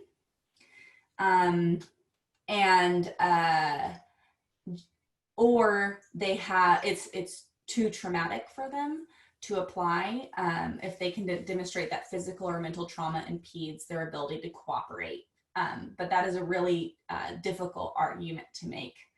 So generally, one of the first steps, if the person has not already reported trafficking, if we determine that someone is eligible for a T visa, the first step is thinking about how to report that trafficking and who would be the right agency or which agency would be the right one to report to. The victim must also show that they would suffer extreme hardship involving unusual and severe harm upon removal. Hardship does not have to be directly related to the trafficking, and this determination is made on a discretionary basis. And considerations include age and personal circumstances of applicant, extent of trauma, loss of access to medical, mental health services, possibility of being re-trafficked if returned to same conditions, possibility of retaliation by the trafficker, and loss of access to the US legal system. The victim must be admissible to the US or eligible for a waiver of inadmissibility. Then this is similar to the U visa. So some common grounds of inadmissibility are unlawful entries and exits from the United States, exiting the US after being unlawfully present in the US for certain periods of time, prior removals, fraud, misrepresentation, smuggling, crimes. If someone has committed a serious crime and they're eligible for a U visa, you really have to do a risk analysis to see if they could overcome and get that waiver of inadmissibility. Next slide. So grounds of inadmissibility apply to all individuals seeking admission into or permission to lawfully remain in the US. There's a statutory provision, INA section 212D13, that authorizes waiver for most grounds of inadmissibility for T visa applicants if in the national interests. And the only grounds which cannot be waived are Nazi persecution, genocide, acts of torture, or extrajudicial killings. So, and USCIS will only exercise favorable discretion where applicant has committed violent or dangerous crimes in extraordinary circumstances, unless the criminal activities were caused by or were incident to their victimization as survivors of trafficking. So even if the inadmissibility was a direct cause of the trafficking, the person may still need to file a waiver of inadmissibility. An example which, it really frustrates me is, for example, I have a client who was forced into sex trafficking. She was kidnapped and forced into sex trafficking by her trafficker. Her traffickers were prosecuted. She cooperated in the prosecution, and USCIS still asked for a waiver of inadmissibility because prostitution is an inadmissibility. So the applicant was otherwise admissible to the United States, and USCIS still requested a waiver of inadmissibility, even though there was no consent to the prostitution. And waivers, I think this was already mentioned, they cost $930. So they're very expensive. There's a statutory cap of 5,000 T principal petitions per fiscal year, and this cap has never been reached.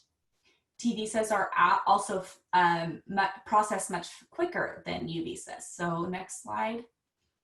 So unlike a U visa, processing time for application for T visa is 20 to 27.5 months, and the fastest T visa I've gotten is actually within 1 year. So it can be a good option if you have a strong T visa case to get status much faster.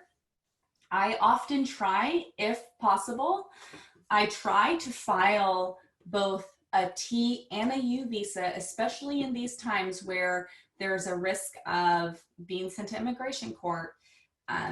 If possible, I do try to file a U and T visa because victims of trafficking, because trafficking is a crime, that is eligible for a U visa status as well. So I try to do both if I can get that certification. So I'll oftentimes apply for both at one time. Hello, everyone.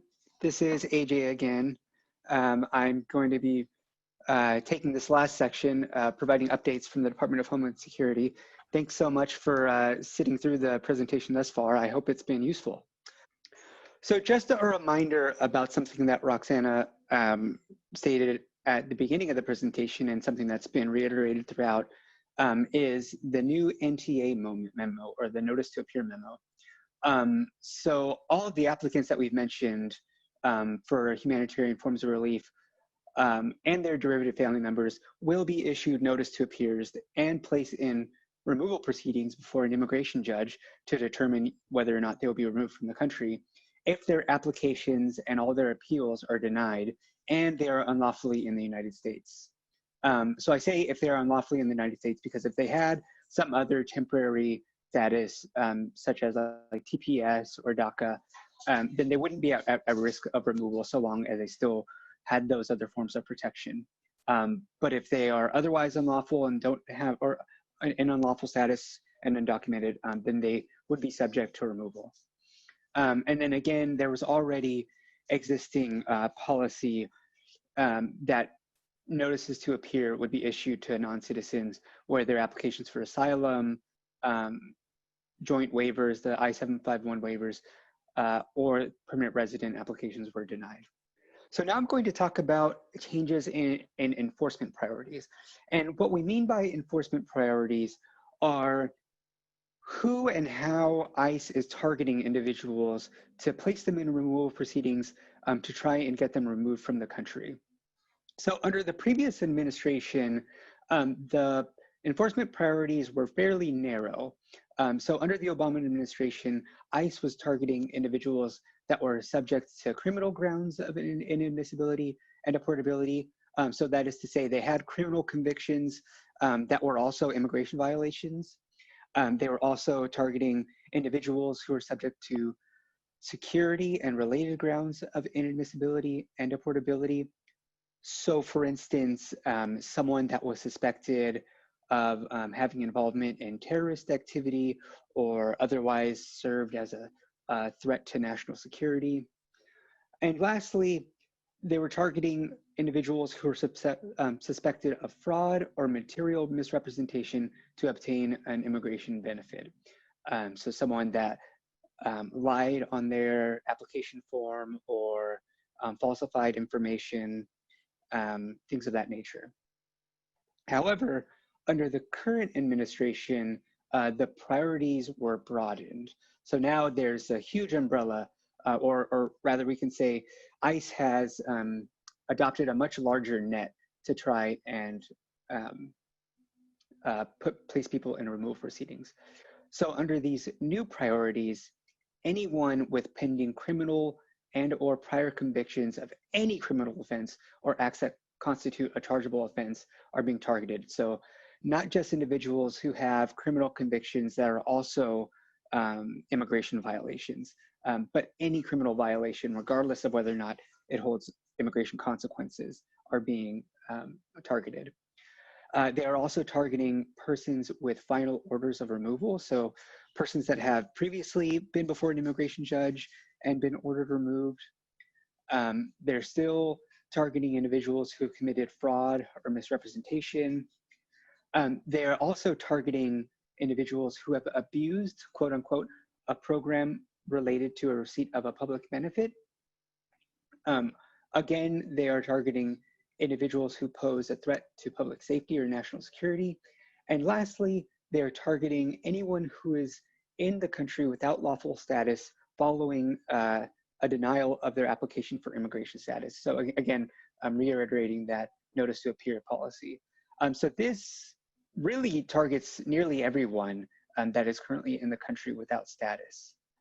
So I'm sure many of us have either heard through the news or through personal accounts of individuals that we work with about ICE targeting or enacting enforcement operations at courthouses. So in January of 2018, ICE published a memo regarding enforcement activities at courthouses. And I do encourage everyone, when you have access to the slides, to go to this website and read this memo. So the memo states that ICE should generally avoid enforcement in courthouses or areas in courthouses dedicated to non-criminal proceedings. If they are going to engage in these types of enforcements, they must get approval of either a field office director of the local ICE office or from a special agent in charge. The memo states that they will also try to engage in enforcement in quote unquote non-public areas of the courthouse. To be honest, I'm not even sure what non-public means, and the memo doesn't really provide an explicit definition, though it does reference that these non-public areas will be coordinated with courthouse staff, as well as they'll try to use non-public entries and exits. This memo does not apply to criminal immigration enforcement. So one class of people that I mentioned before, persons that have criminal convictions that also subject them to removal. And this memo also references a previous memo known as the 2011 Victim Witness Memo, which I'll touch upon in a later slide, and at times comes in conflict with. So after publishing this memo on ICE's website, they provided an updated frequently asked question or FAQ section on sensitive locations and courthouse arrests. So their sensitive location guidance continues in effect, which prohibits ICE from engaging in enforcement activities in certain sensitive locations, but does not apply to areas near international borders or courthouses. So generally, ICE should not be enacting enforcement activities in sensitive locations, and this includes schools, school activities, daycare, medical facilities, places of worship, such as churches or mosques, at funerals, weddings, or at public demonstrations.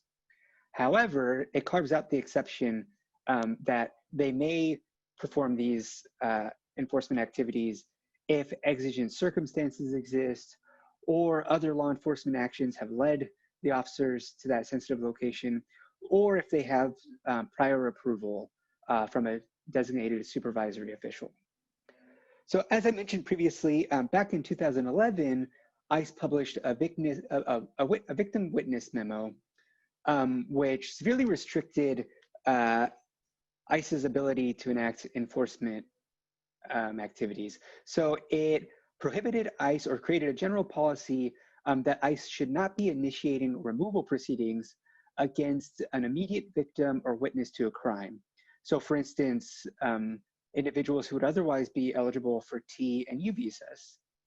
And again, I encourage everyone to take a look at this memo and kind of compare it with the more recent 2018 memo. So ICE has stated that that 2011 memo is still in effect, but as I mentioned, it sometimes comes in conflict with their current priorities. Okay. So we already touched upon the courthouse enforcement guidance and the sensitive locations guidance. As we've mentioned before, there are also VAWA confidentiality guidance.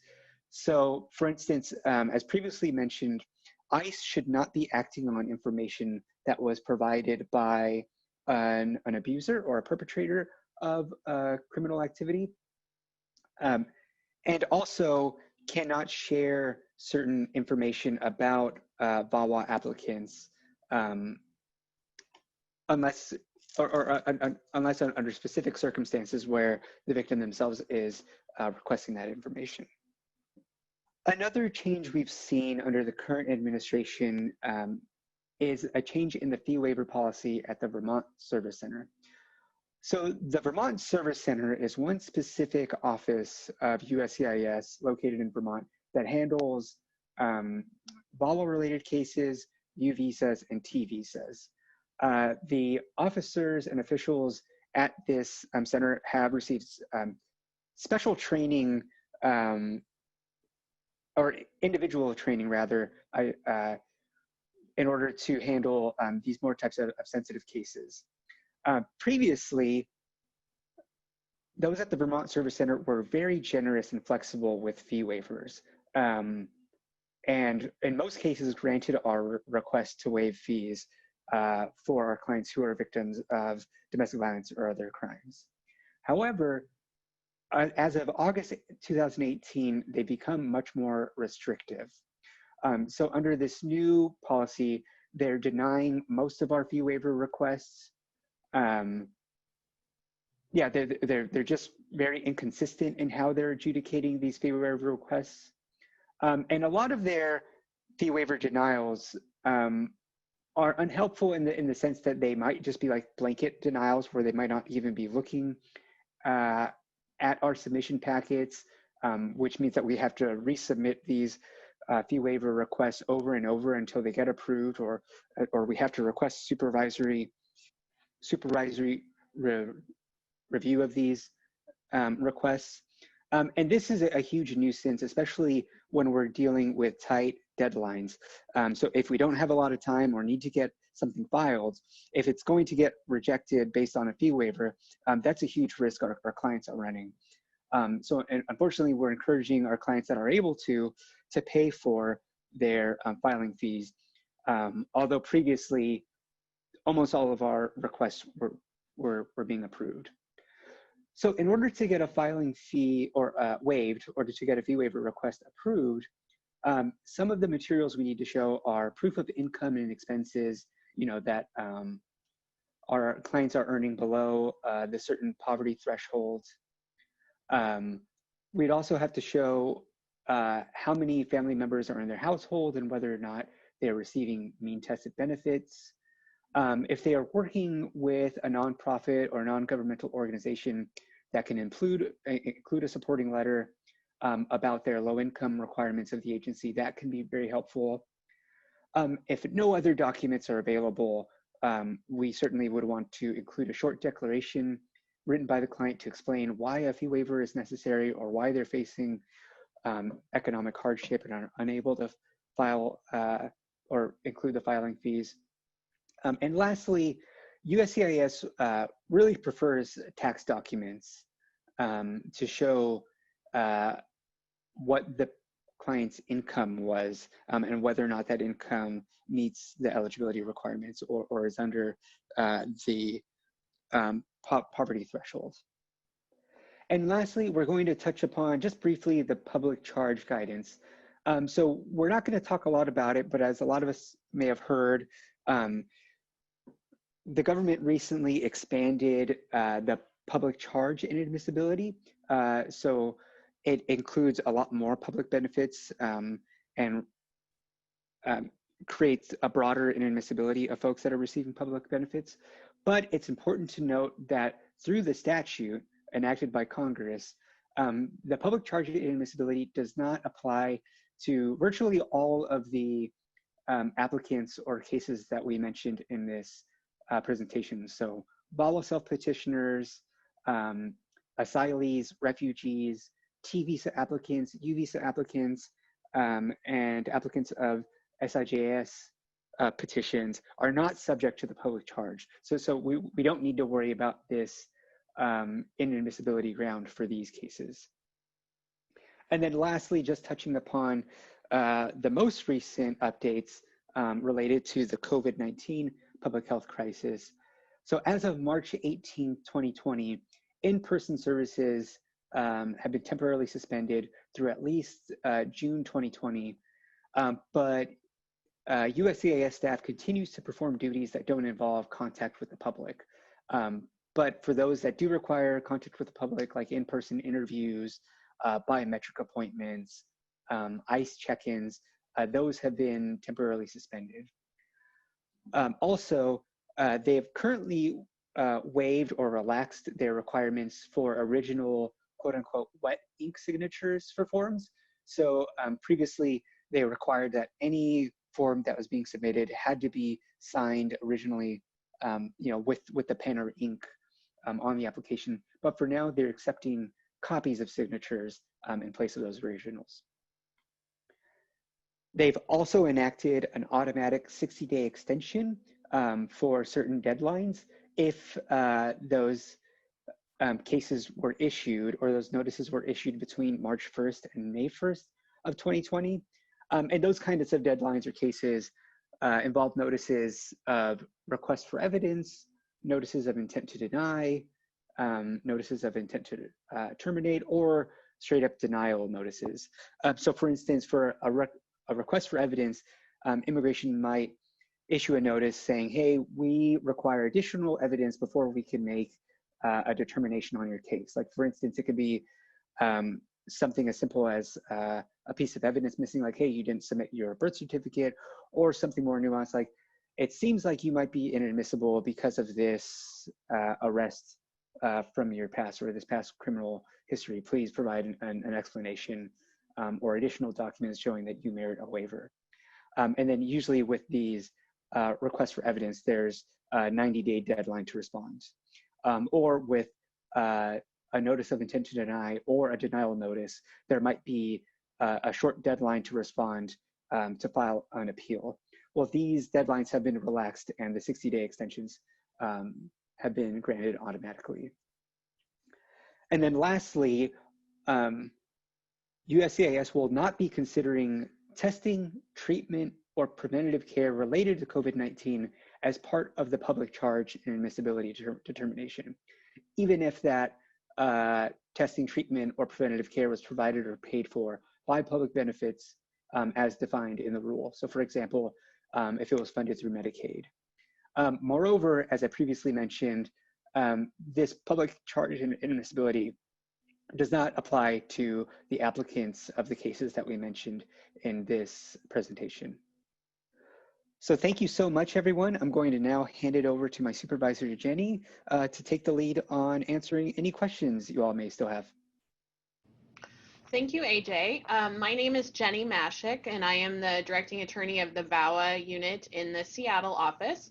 And I just want to echo what Vanessa said at the beginning of our session today. It's great to see so many participants and so much interest in this. I know we all share a common goal of helping survivors. And though we had hoped to see you all in person, I think we're making the best we can of a difficult situation. So thanks to you all for being here and for your interest. We are going to do the best we can to answer as many questions as possible. So if you want to still put questions in the chat box, you can do that. I may still be reaching out to my colleagues that are on the call to ask for help answering them.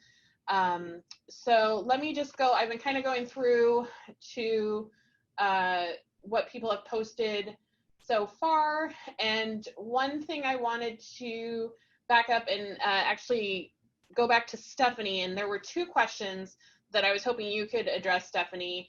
The first one came from Lisa, and it's about U visas, but I think it also applies to T visas, which is why I was hoping you could address it. So essentially, Lisa asks, would you recommend a victim with a criminal charge case wait until the end of the case to apply because defense attorneys regularly use a victim's application for U visa status against them in a criminal case? And certainly we've seen cases also where the traffickers are being prosecuted. And so I was hoping you could offer your thoughts on that, Stephanie. Yes, of course. So this is really, you know, you're the advocate for the client. So I would really just assess what the client's goals are, excuse me, and what is the best like path for the client. So for example, for let's say it's a trafficking case and the person is both eligible for a U and a T visa, and the U.S. Attorney's Office is building a case for a survivor of trafficking, and it might take 4 years for the U.S. Attorney to bring that case. Yet you would definitely want to talk to your client about like, hey,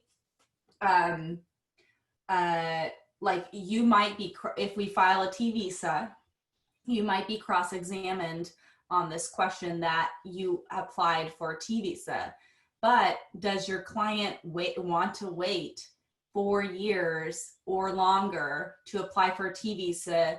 And then what if the U.S. Attorney ultimately doesn't decide to even take the case, or the case doesn't go to trial, so your client will never be cross-examined? I think, so that's kind of like one situation where generally I would just go ahead and file for the T visa because the client's going to get it in 2 years. The case might close and then they could apply for adjustment of status right away. And I actually have a case like that where we already got the T visa and the U.S. Attorney hasn't even brought the case, hasn't even decided whether they're going to bring the case or not.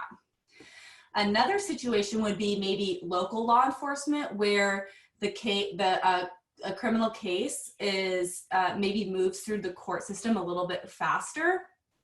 And let's say the charge is domestic violence assault, and the case might move like let's say the case is like moving just like in a few months it will resolve.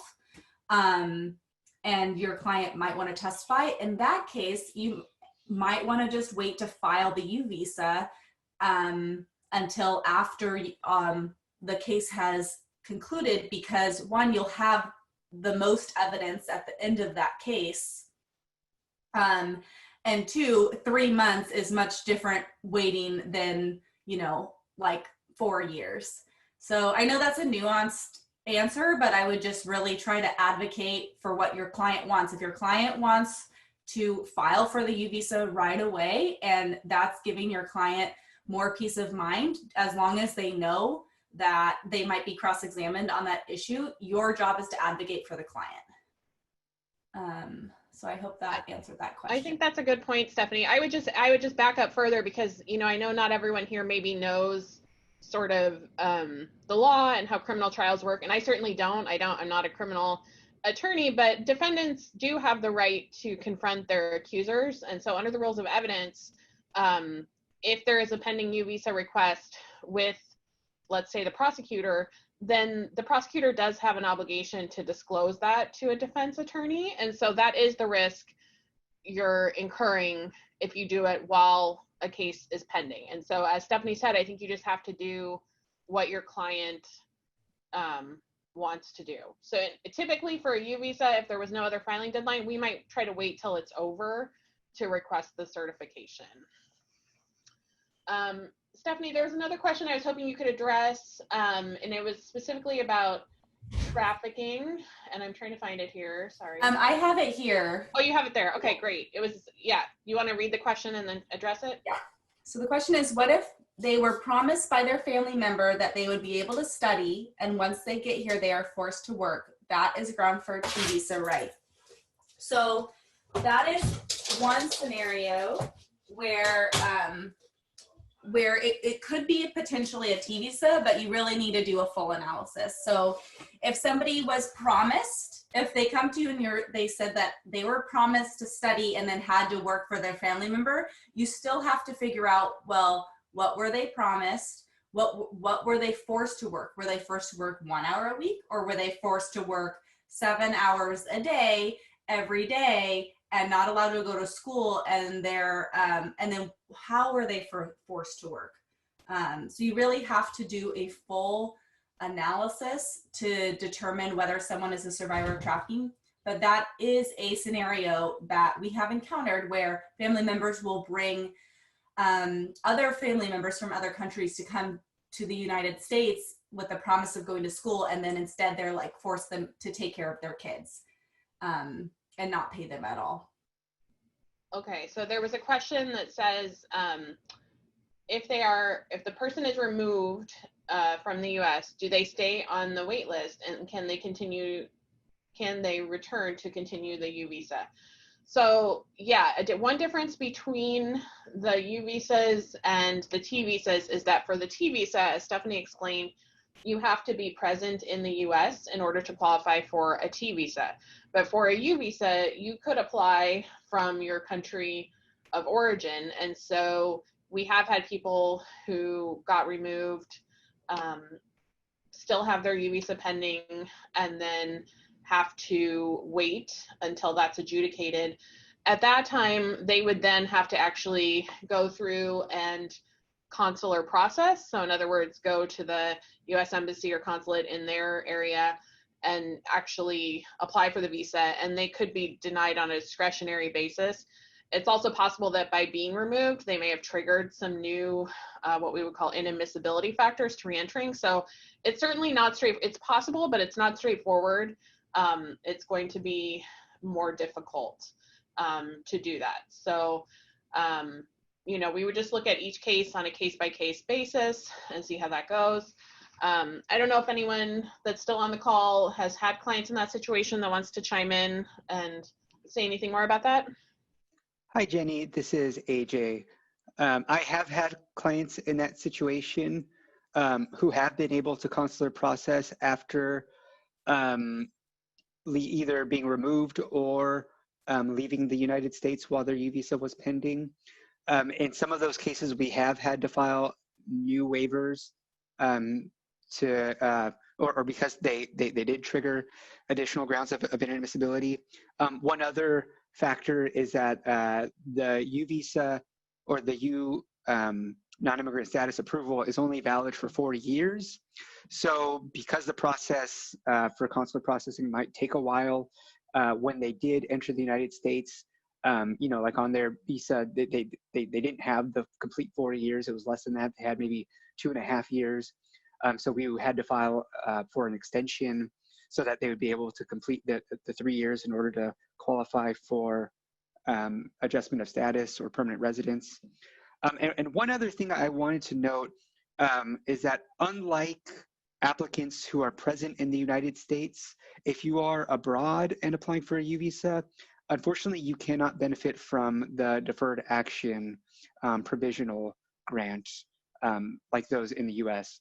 So I don't remember if we mentioned this, but deferred action is a form of prosecutorial discretion and is basically immigration saying that they will not take action to remove someone from the United States. But if you are already out of the United States, unfortunately, that benefit cannot be used to re-enter the United States. And I don't think anyone has had success in getting their clients to enter the United States before their U visa is approved, and in the off chance that they've been granted that deferred action. Great, thank you, AJ, for those insights.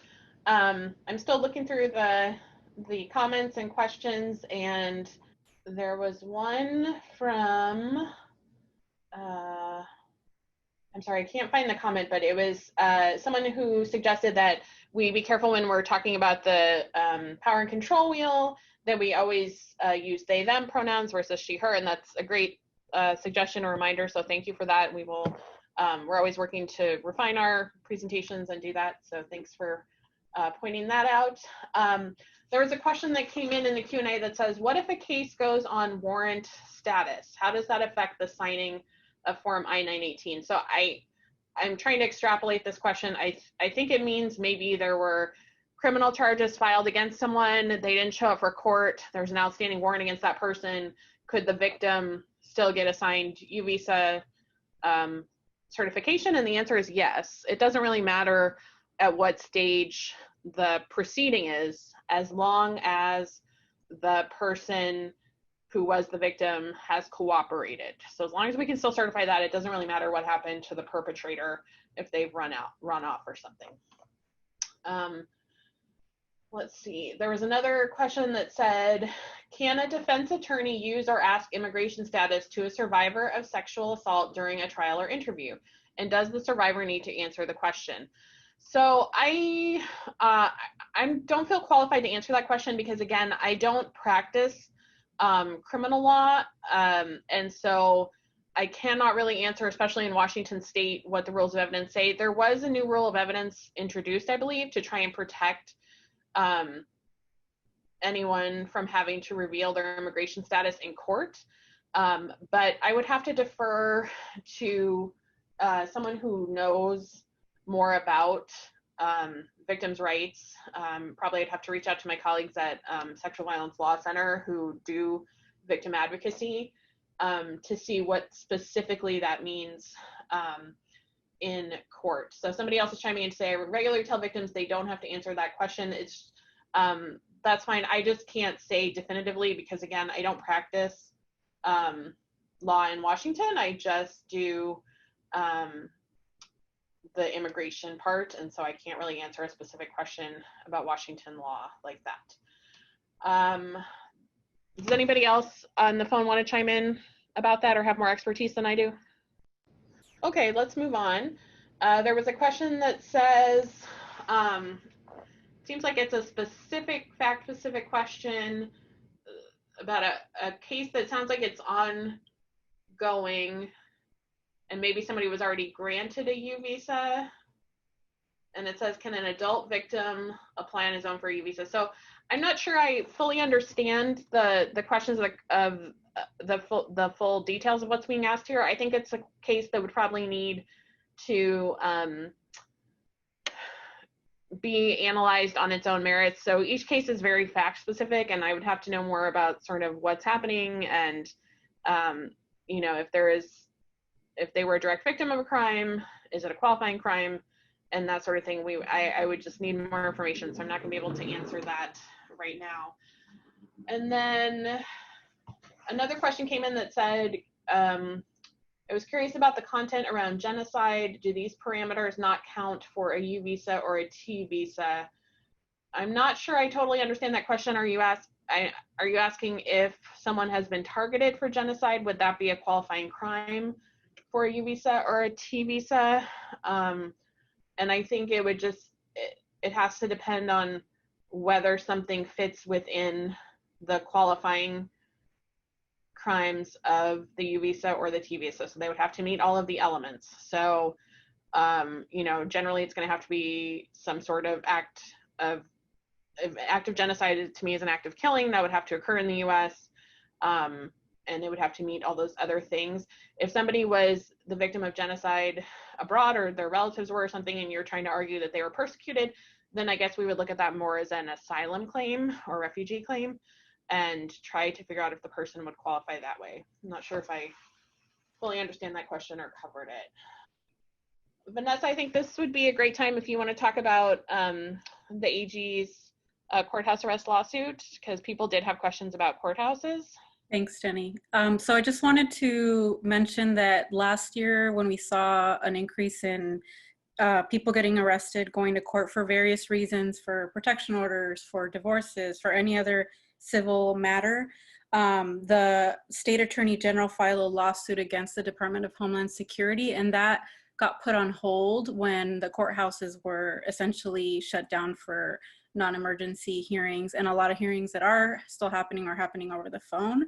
So as the courts start reopening, we've been in communication with the Attorney General's office, and they're asking for examples. So if you know of anybody who happens to be arrested by immigration officials at a courthouse, please let us know, or let the Attorney General's office know if you have somebody there that you're in contact with. But we can serve as a liaison for that, and they're very interested in knowing about those stories as the lawsuit unfolds. Thanks, Vanessa. That's great to bring up. Okay, I think we've covered at least all the questions that I can see in the Q&A and the chat box. In terms of how to do referrals to us, I think because NERP is 4 different offices and we cover different counties within the state of Washington, we'll probably just have to provide a little summary of how you can do referrals to each office when we send out the supporting materials on the slides, so we can work with Heather to follow up on that. I just want to give you a little preview of what we're going to do tomorrow. So this, again, was intended to be a 2-day seminar. We hope most of you can join us. Tomorrow's going to be a lot more what I call sort of the nuts and bolts of how you help survivors with immigration status. We're going to do a session on enhanced safety planning and VAWA confidentiality. And then we're really going to get into like how you help people write declarations in support of their immigration petitions, and some best practices for that, as well as letters of support for survivors. And we'll have another session for questions. If you think of questions tonight that you still wanted answered, you can ask them tomorrow. That's totally fine. So yes, we look forward to seeing you tomorrow. I again want to thank Wiskadip for helping us put this together. To all my wonderful colleagues on the panel, thanks for your time and your efforts. Thanks to Heather from Wiskadip for actually getting us organized and making this technology possible. And to all of you as participants for your engagement and your willingness. So we will see most of you again tomorrow, hopefully. Again, bring your questions. This has been great. And we will end there for today. I think we even ended like 5 minutes early, so that's exciting. Have a great afternoon, and thanks again.